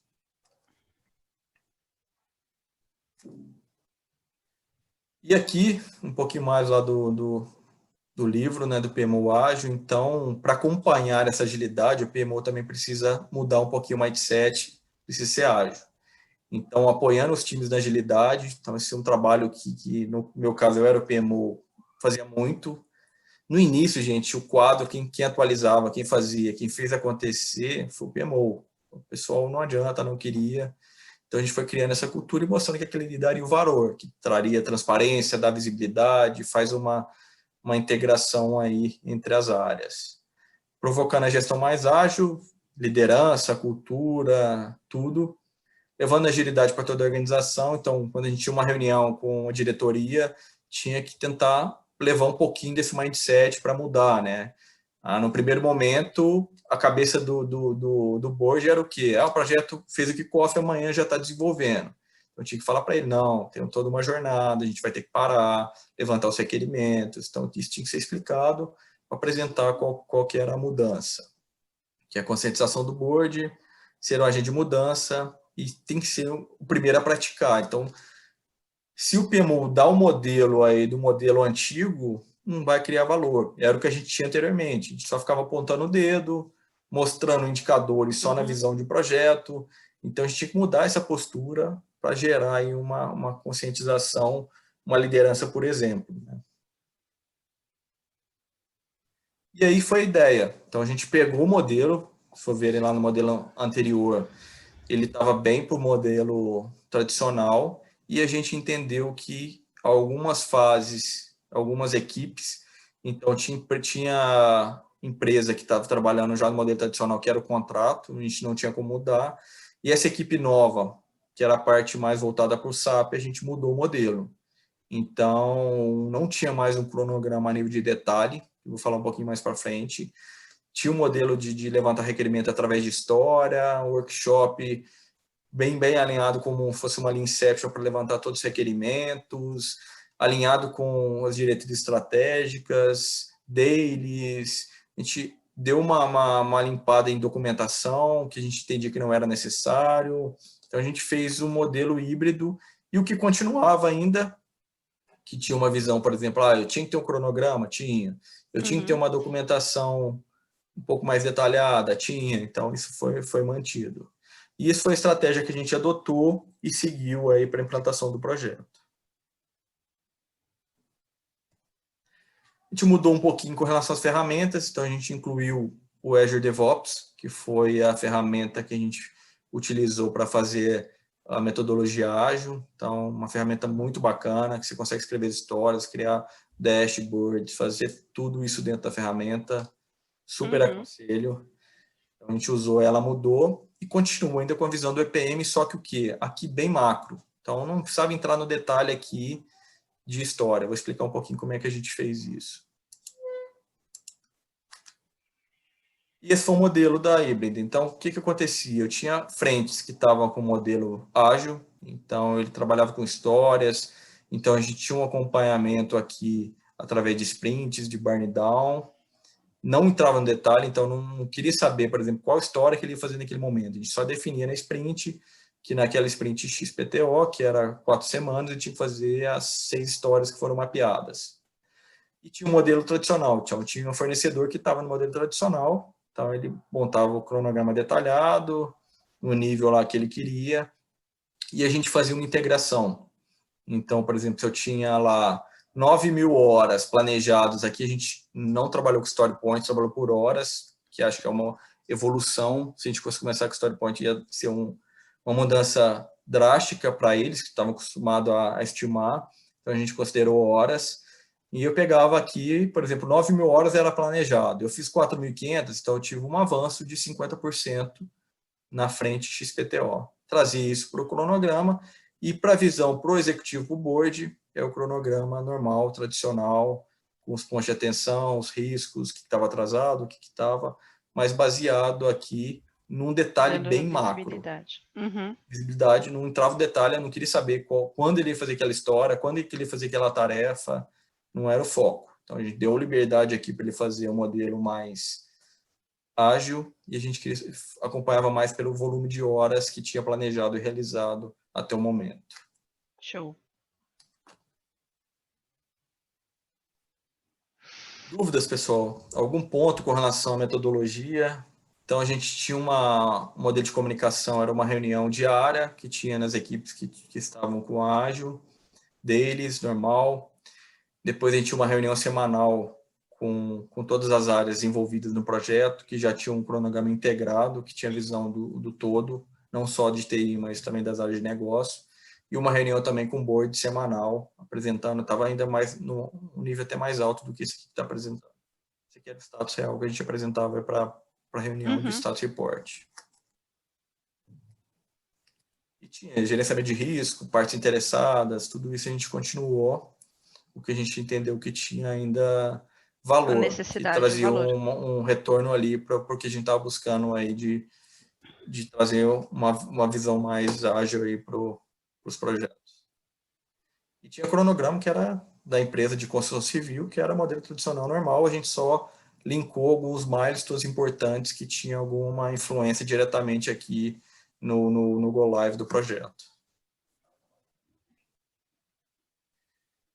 Um outro ponto importante, pessoal, agora falando um pouquinho de definição de funcionalidades e requerimentos. Então, tem algumas informações aqui que eu acho super válidas. Então, 64% das funcionalidades que nós criamos, raramente ou nunca são utilizadas. E eu acho que isso é comum, e era comum muito na empresa. Então, o modelo de levantamento de requisitos era muito pobre, e era um calo que gerava um transtorno imenso para os projetos. Então, vou dar um exemplo assim, bem esdrúxulo, mas era a realidade. Tinha um projeto lá que era para fazer um software para desenvolvimento lá de gestão de frotas. O requerimento que era levantado era escrito pela área de negócio sozinha. Então, ele tinha um checklist lá, uma planilha que ele fazia. Aí ele colocava lá, quais são as funcionalidades? Eu quero fazer a gestão dos pneus. Então, você imagina, isso é muito vago. Concorda? Para fazer um desenvolvimento, para contratar um fornecedor. e esse era o modelo que era definido. Na verdade, não existia nenhuma conversa. Normalmente, a maioria das vezes, tinha um padrão de formulário que a área de negócio preenchia, aquilo pegava e já era utilizado para contratar um fornecedor. E o que acontecia? Na hora de execução, gestão de pneus, o que você quer? Eu quero controlar isso, aquilo, mais aquilo, então, isso não prevê no meu contrato. E esse é um grande gap que a gente vê aqui, um número bem impactante, no meu ponto de vista, que isso aqui a gente está falando o quê? De dinheiro aqui que foi gasto de forma desnecessária. Então, esse era um ponto muito importante para a gente mudar no nosso modelo de trabalho. E outro ponto que sempre é o quê? O usuário, o negócio, ele quer, é o momento de levantar requisitos, então eu vou colocar tudo. Vou usar isso aqui? Não sei. Então, outro ponto é interessante que o produto não precisa ser ótimo. Então, a gente tem que focar aqui está muito alinhado do meu ponto de vista ao MVP. O que é realmente estritamente necessário, sem firula, que a gente consegue colocar em pé, que é o famoso bom, né, nesse momento. Senão, a gente não consegue reduzir esse ciclo. A gente vai entrar naquelas loucuras de fazer infinitos requerimentos e que, no final, a gente sabe que não vai ser utilizado. E outro ponto, principalmente quando a gente faz desenvolvimento de software, aqui a gente quer resolver um problema. Então, e para a gente resolver o problema, a gente tem que entender o problema. E quando a gente coloca aquele ponto de, qual que é o requerimento? Fazer gestão do coisa, eu não entendi o problema dele. Então, 85% dos executivos acreditam fortemente que as empresas não sabem, são ruins em diagnosticar problemas. E no meu ponto de vista, quando você está criando um modelo diferente de escrever histórias, você está entendendo melhor o problema, porque ele força a realmente ele escrever o problema. E pode ser que no momento que ele está escrevendo a história, ele vê que não é um problema.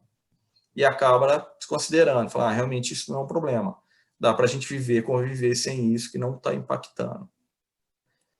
E aí, tem um artigo que eu li, que eu achei super bacana, que ele fala do time, ele é missionário ou ele é mercenário. O que é isso? Qual que é a diferença?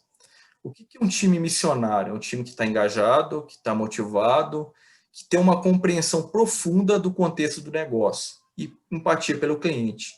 Então, quando ele tem esse entendimento, a hora que ele está discutindo com o negócio para definir o requerimento, ele vai avaliar e coloca, ele não vai virar tarefeiro, não vai virar só um tirador de pedido, ele vai discutir e avaliar e até discutir com o cara e falar, isso no meu ponto de vista não está atendendo, não está alinhado ao que a gente está precisando agora. E isso foi muito, sem esse artigo eu li depois, mas estava muito alinhado com a nossa equipe, que eu vou mostrar um pouquinho para frente o que é. Já do outro lado, o mercenário, ele não tem senso real nenhum de poder e responsabilidade. Então, ele não está realmente falando, isso aqui é... Até um chefe meu brincava, considera que a sua área é uma padaria e você é dono dela. Então, ele não tem paixão para resolver o problema, ele vai pegar, ele vai tirar só o pedido, o pastel, como a gente fala, e entregar. Ele não vai questionar, ver se realmente aquilo ali era um problema. E a gente via muito isso acontecer. Quando a área de negócio colocava uma história, a equipe discutia, falava, não, isso aqui eu entendo que para o nosso momento agora não é necessário. Não está alinhado com o que a gente está buscando. Então, ele discutia realmente para trazer um valor para o projeto, independente se ele é de TI. Mas o negócio pediu. Não é assim que funcionava. Aí, ele está trabalhando mais como um missionário. E pouca conexão. Como eu comentei anteriormente, o líder do projeto mandava o formulário, a área de negócio preenchia, ele pegava aquilo ali, não fazia nenhuma análise crítica e seguia com o projeto. Então, eu acho bem interessante e a gente tem que buscar transformar o nosso time em times missionários. E é fundamental para o resultado, para a gente trazer agilidade para a empresa. Aqui tem um link, é bem bacana esse... Totalmente, porque se as pessoas não... É o que a gente estava falando, se as pessoas não estiverem conectadas, não estiverem engajadas, não entenderem o porquê e o que elas estão fazendo ali, até um momento elas fazem porque tem que pagar os boletos, mas chega um momento que há desconexão e ela não vai continuar, né? E assim, uma coisa que você falou de história, problema e tal, assim, eu vejo muito o que você está passando tudo aqui para gente, é muito essa coisa de não estar conectada, é bem projetização, né? E não produtização. Isso aí Então, é há uma... fundamental. Exatamente, há uma grande diferença. Então, assim, quando você entende o seu produto, constrói em cima do seu produto, né? É outra visão. Então, precisa se entender qual é a visão que vai ser trabalhada para que você não desconecte-se desse caminho, né? Concordo plenamente. Acho que tem que mudar. Se a gente está com visão só de produto, só de projeto, está fadado a um insucesso. A gente tem que ver realmente se aquilo ali está trazendo valor, está alinhado com o que a gente está querendo com os direcionadores estratégicos da companhia. Exatamente. Bacana. E um outro modelo, então, a gente vai escrever história, vai manter o requerimento antigo. Então, no modelo tradicional, pelo menos era o da empresa, e também eu acho que outras, o próprio líder do projeto, gerente de projeto, que levantava os requerimentos, e algumas vezes nem tinha interação, era simplesmente passar um formulário, ou algumas vezes ele mesmo escrevia, eu sei qual que é o requerimento, eu vou escrever um formulário normal, e isso para a equipe, e sem alinhamento nenhum. E no modelo também, que é um artigo bem bacana da Teresa Torres, ele traz esse modelo colaborativo, como se fosse, por exemplo, o modelo do Inception. E é o que a gente trouxe para o projeto. Então, a gente sentava para trazer inteligência coletiva. Então, todo mundo que estava envolvido naquele processo participava da discussão para levantar os requerimentos. Então, envolve logística, qualidade. Então, estava o pessoal da PO da logística, PO da qualidade, toda a equipe de TI envolvida, e discutia para gerar um requerimento e um alinhamento no que é aquilo ali. E aqui discutia também, por exemplo, isso está alinhado com o nosso objetivo estratégico? Não, isso não está. Isso dá para a gente segurar um pouco, que não é agora o nosso objetivo. Então, deixava isso para um segundo momento. Então, acho fundamental mudar esse modelo. Então, a gente mudou isso, vou mostrar um pouquinho até com uma foto bem emblemática disso, onde todo o levantamento, toda a concepção do produto, todas as áreas envolvidas participavam. Precisava do arquiteto, precisava do dev, precisava da área de negócio de XPTO, ela tinha que estar envolvida. E se no convite, se ele não tivesse uma pessoa dessa na reunião, no workshop, ele era cancelado e a gente reportava devido à falta do recurso XPTO. Uhum. Ô, Rodrigo, Pode falar. cara, passou muito rápido, já são 9h15. Caramba, mas está acabando, falta pouco. Não é a questão de acabar rápido ou não, eu tô falando, passou muito rápido. Tô A amando, gente muito empolga aqui, bacana. né? A gente empolga, nossa, passou muito rápido. Mas é bem Bacana. isso, a gente faz muito isso, Vidal e eu, essa construção aí de produtos, né, de produtos e serviços, e é bem isso. Se não estiverem todos presentes, não faça. Não faça porque vai dar ruim. Eu já estive num projeto em que o projeto foi cancelado. A Luciana está falando que ela nem percebeu o tempo passar, que tá gostoso, né, Lu? E realmente, eu já tive num que foi cancelado. Foi cancelado porque aconteceu exatamente isso, Rodrigo. Não estavam todas as pessoas presentes, e aí, num determinado momento, e aí estamos falando de uma 7ª sprint, então, assim, muito tempo havia sido passado, e aí descobriu-se por compliance que não poderia ser daquele jeito.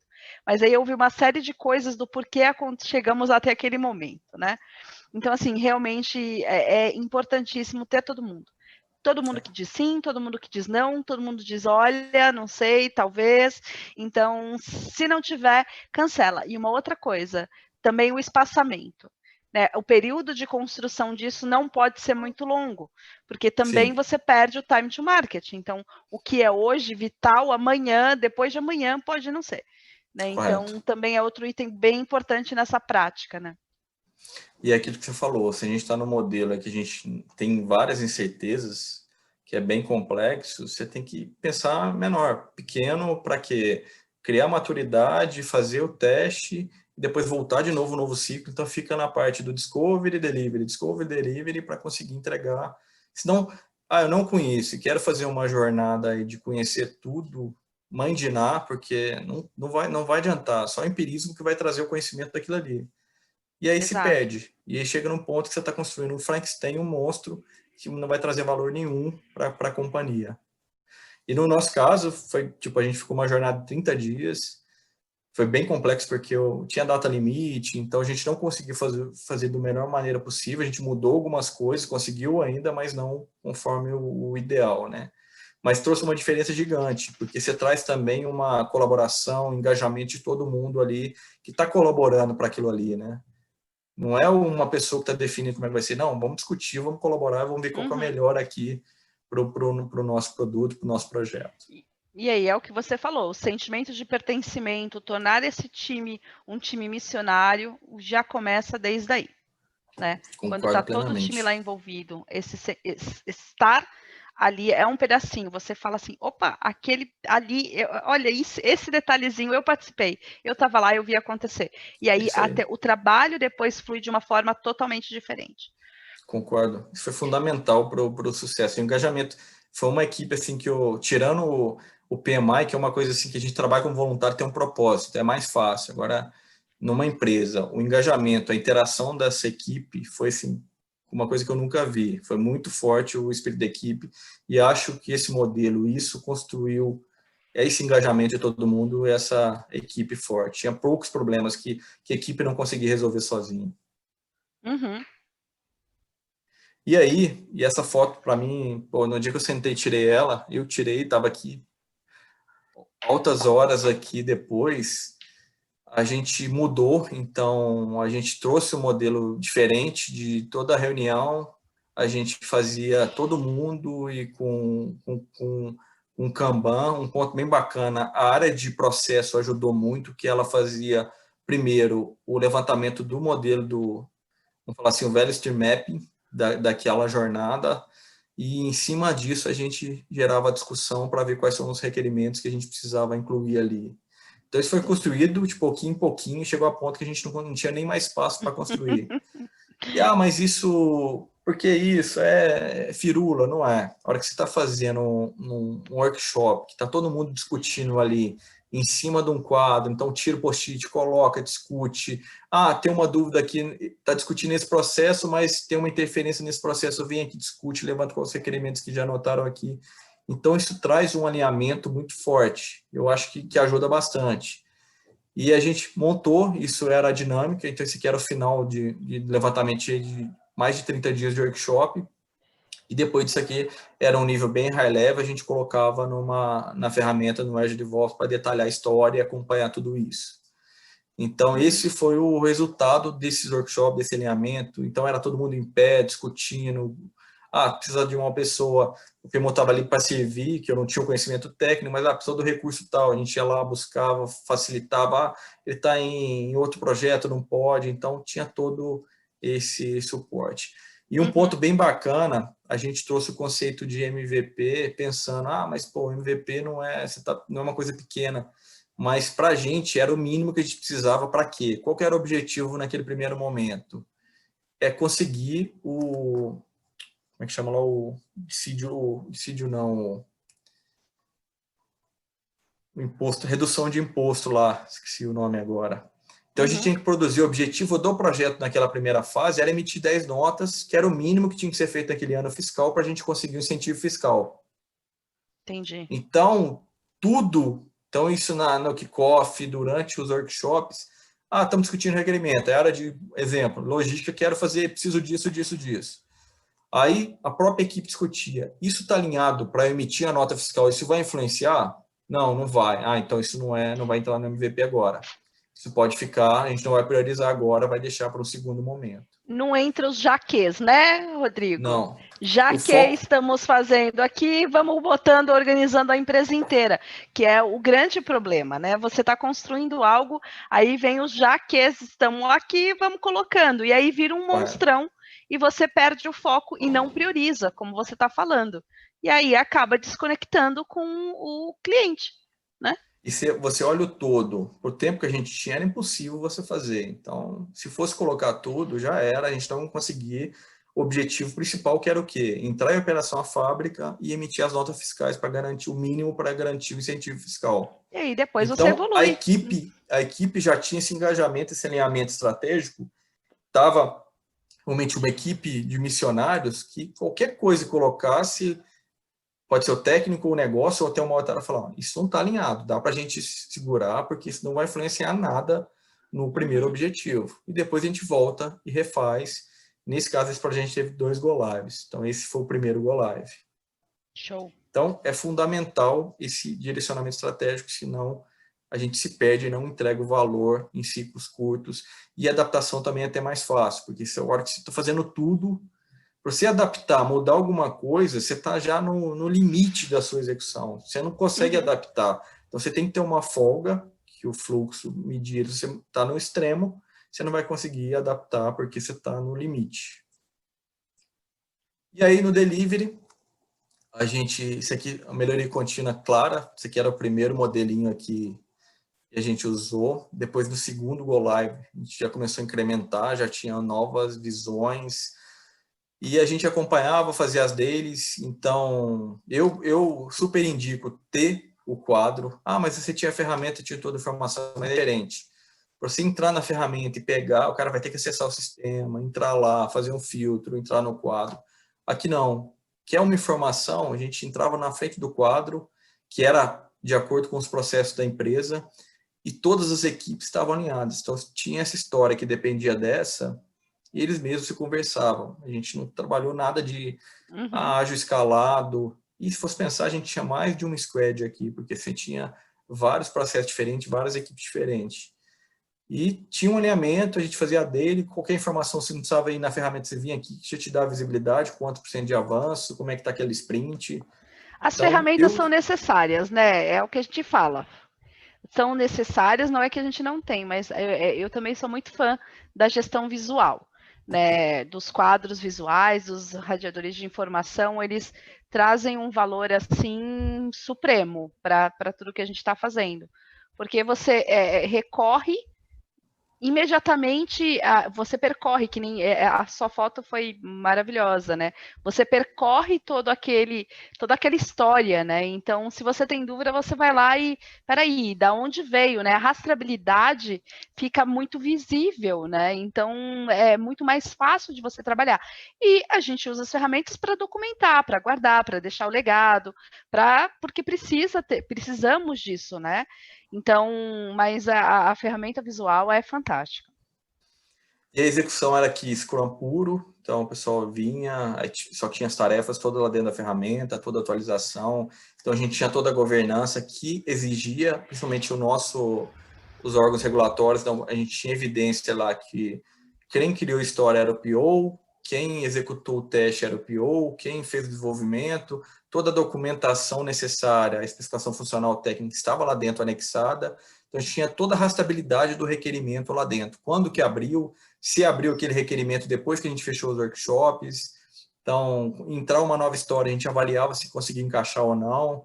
Então, tinha todo esse controle lá dentro e a visibilidade aqui. Então, chegava lá, você sabia como é que estava o avanço. E dá trabalho, gente. Então, no primeiro momento, o PMO teve que entrar, fazer post-it, imprimir, atualizar, pegar na mão, literalmente, para atualizar a ferramenta mesmo, não só o quadro. Tinha gente que tinha a facilidade, tinha gente que não, que tinha que sentar com ele toda semana, senta aqui, vamos atualizar. Eu atualizava para ele para gerar esse hábito e para ver que realmente tem valor. E depois a gente, tem uma antes, que é fundamental também as ferramentas, né? Então a gente conseguia gerar vários dashboards, vários acompanhamentos, várias informações relacionadas ao desempenho. Então eu tinha uma visão do projeto como um todo, que tinha um burn down de tudo, tinha visão por área. Então, por exemplo, tinha uma área de Core Finance que a gente tinha a visão só dele. E conseguiria fazer outras de acordo com a necessidade do projeto. Então, facilita demais também. Além de ter os quadros, a gente também tinha a ferramenta que, na época da pandemia, foi importantíssimo, porque a gente, vou falar um pouquinho aí da adaptação, a gente praticamente não sentiu nada. E isso foi tão válido, os quadros geraram tanto, as dailies também, foi uma coisa que o negócio, que o projeto sentiu tão necessidade, que a gente mudou. Então, esse aqui era um quadro, um modelo de teste integrado, onde a gente colocou aqui todas as fases aqui do processo, e a gente começou a acompanhar com o modelo de Kanban. Então, a gente adaptou, antes era na verdade, não. Existe a ferramenta e a gente colocou o Kanban também para dar visibilidade. Então, todo dia de manhã, a gente fazia uma dele aqui de teste integrado e falava, esse processo tal, tá com tal pessoa, tem um impedimento, até na época que a gente fez até a figurinha do Covid, foi no início, então tinha coisa que estava com impedimento, quando era impedimento a gente colocava a figurinha do Covid. E isso gerou tão valor para o projeto que a gente mudou o modelo até do teste integrado numa visão mais de Kanban. E também continuava com a ferramenta acompanhando.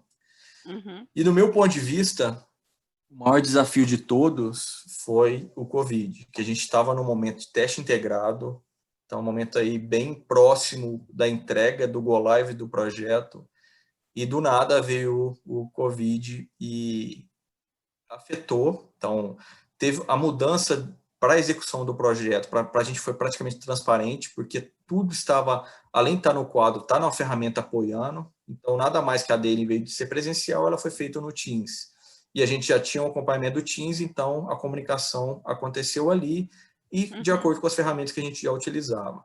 E o problema que acho que para a gente garantir, para foi um cheque, realmente a gente estava adaptar a uma mudança, que tinha alguns fornecedores que eram do exterior, e aí impossibilitou uma vinda deles. E essa vinda, esse fornecedor, era do AGV, que era a esteira que é robotizada, que não tem a presença humana. Então, isso mudava o desenvolvimento do software. Então, a gente teve que buscar, falar, tem como? Tentamos várias maneiras de trazer ele, só que aí chegou no ponto que não foi possível.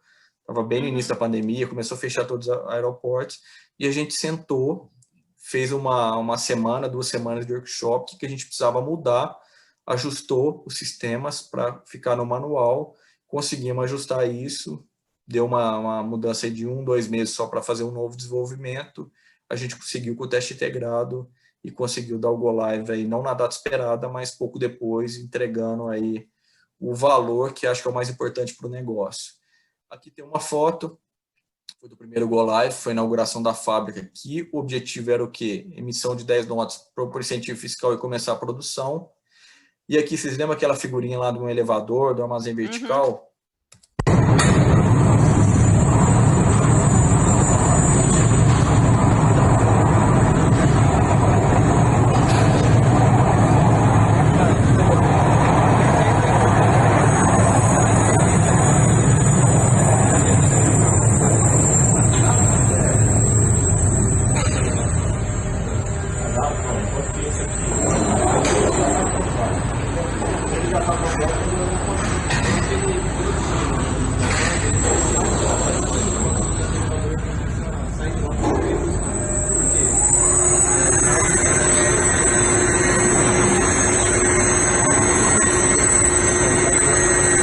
Isso foi o dia do Go Live. Então, que demais. O dia do teste aí, realmente para ver se estava tudo funcionando, e realmente foi perfeito. É lógico que tem problemas, aconteceram ajustes, mas ajustes finos, realmente o grosso, a solução estava parruda para a gente seguir aí com a operação aí da planta. E é bacana, voltando um pouquinho, que eu esqueci de comentar, como eu comentei com vocês, a gente tinha 2 fornecedores, um que a gente criou a própria equipe e a gestão era direto do Axê, e o outro era um fornecedor dessa solução que deu mais em vertical. E ele veio com um modelo totalmente tradicional. E qual que é a diferença? O nosso, a gente testava cada história, a gente desenvolvia a solução e já colocava para o usuário testar. Lógico, ele não estava fim a fim, ele fazia um teste que a gente chamava de unitário. E a outra solução, ele veio com o modelo Big Bang, um modelo mais tradicional. Então, ele fez a solução inteira e depois a gente começou a testar. Então, a diferença foi gritante, porque o número de problemas que a gente pegou nessa solução, que teve um modelo assim, de ciclos mais longos, de entregar a solução completa e não testar elas ponto a ponto, foi gigante a diferença e foi o maior desafio do projeto, que teve muito retrabalho, muita falha que encontrou depois da entrega da solução. E sempre uma falha interferia na outra, então gerava um estresse muito grande. Então, acho que aqui dá para ver o conceito bem fácil de entregar, preocupa em entregar o mais rápido possível o software, alguma coisa, para já testar e para não... que pode impactar, com certeza vai impactar o desenvolvimento das outras partes. Pessoal, Bacanérrimo. No meu entendimento, a gente voltando, eu acho que a gente conseguiu aqui A gente tem uma capacidade de adaptação. O que a gente apresentou, o método, o modelo que a gente criou, ele adaptou rápido. Acho que o Covid foi um teste assim, gigante, que interferiu muito pouco na entrega da nossa solução, e só adaptamos para o modelo que era mais automatizado e ficou uma parte manual.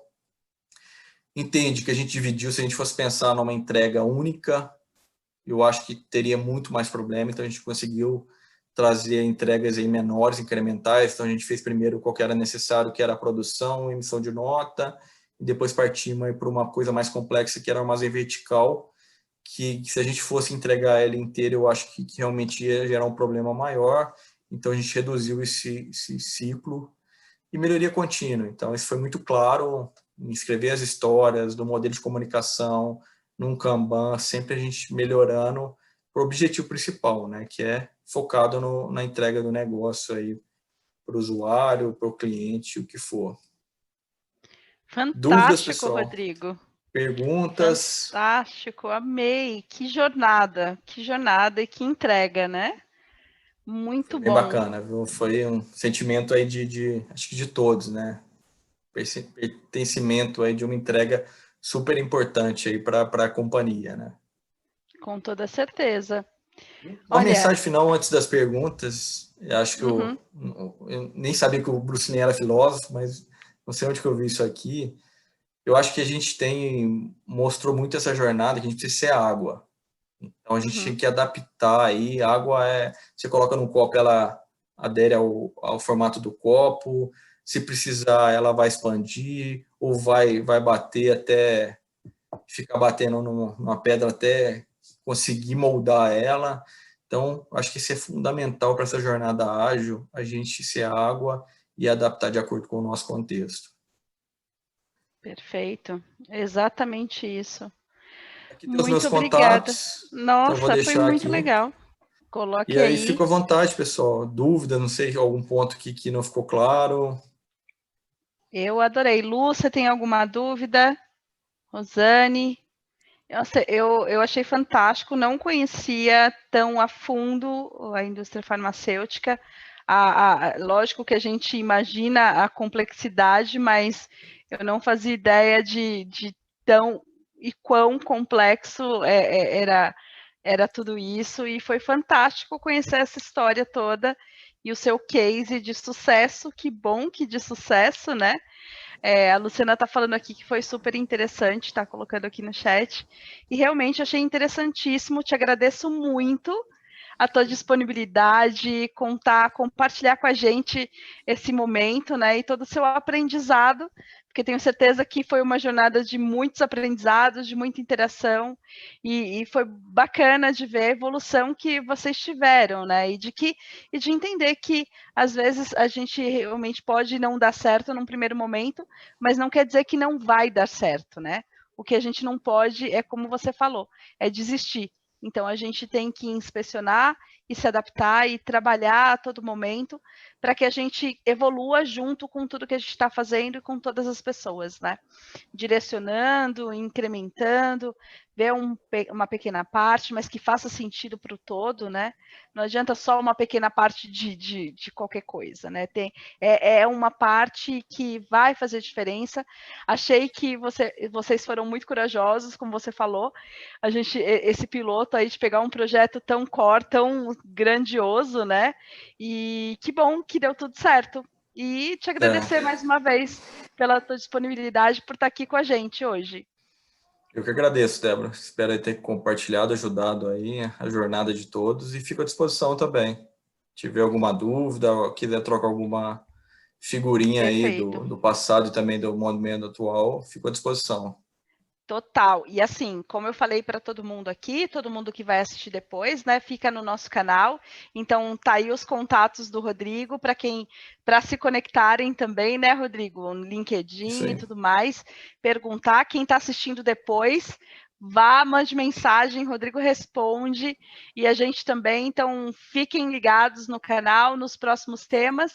E é isso por hoje. Valeu, Rodrigo. Muito obrigada. Obrigado aí, pessoal. Um abraço. Tchau, tchau.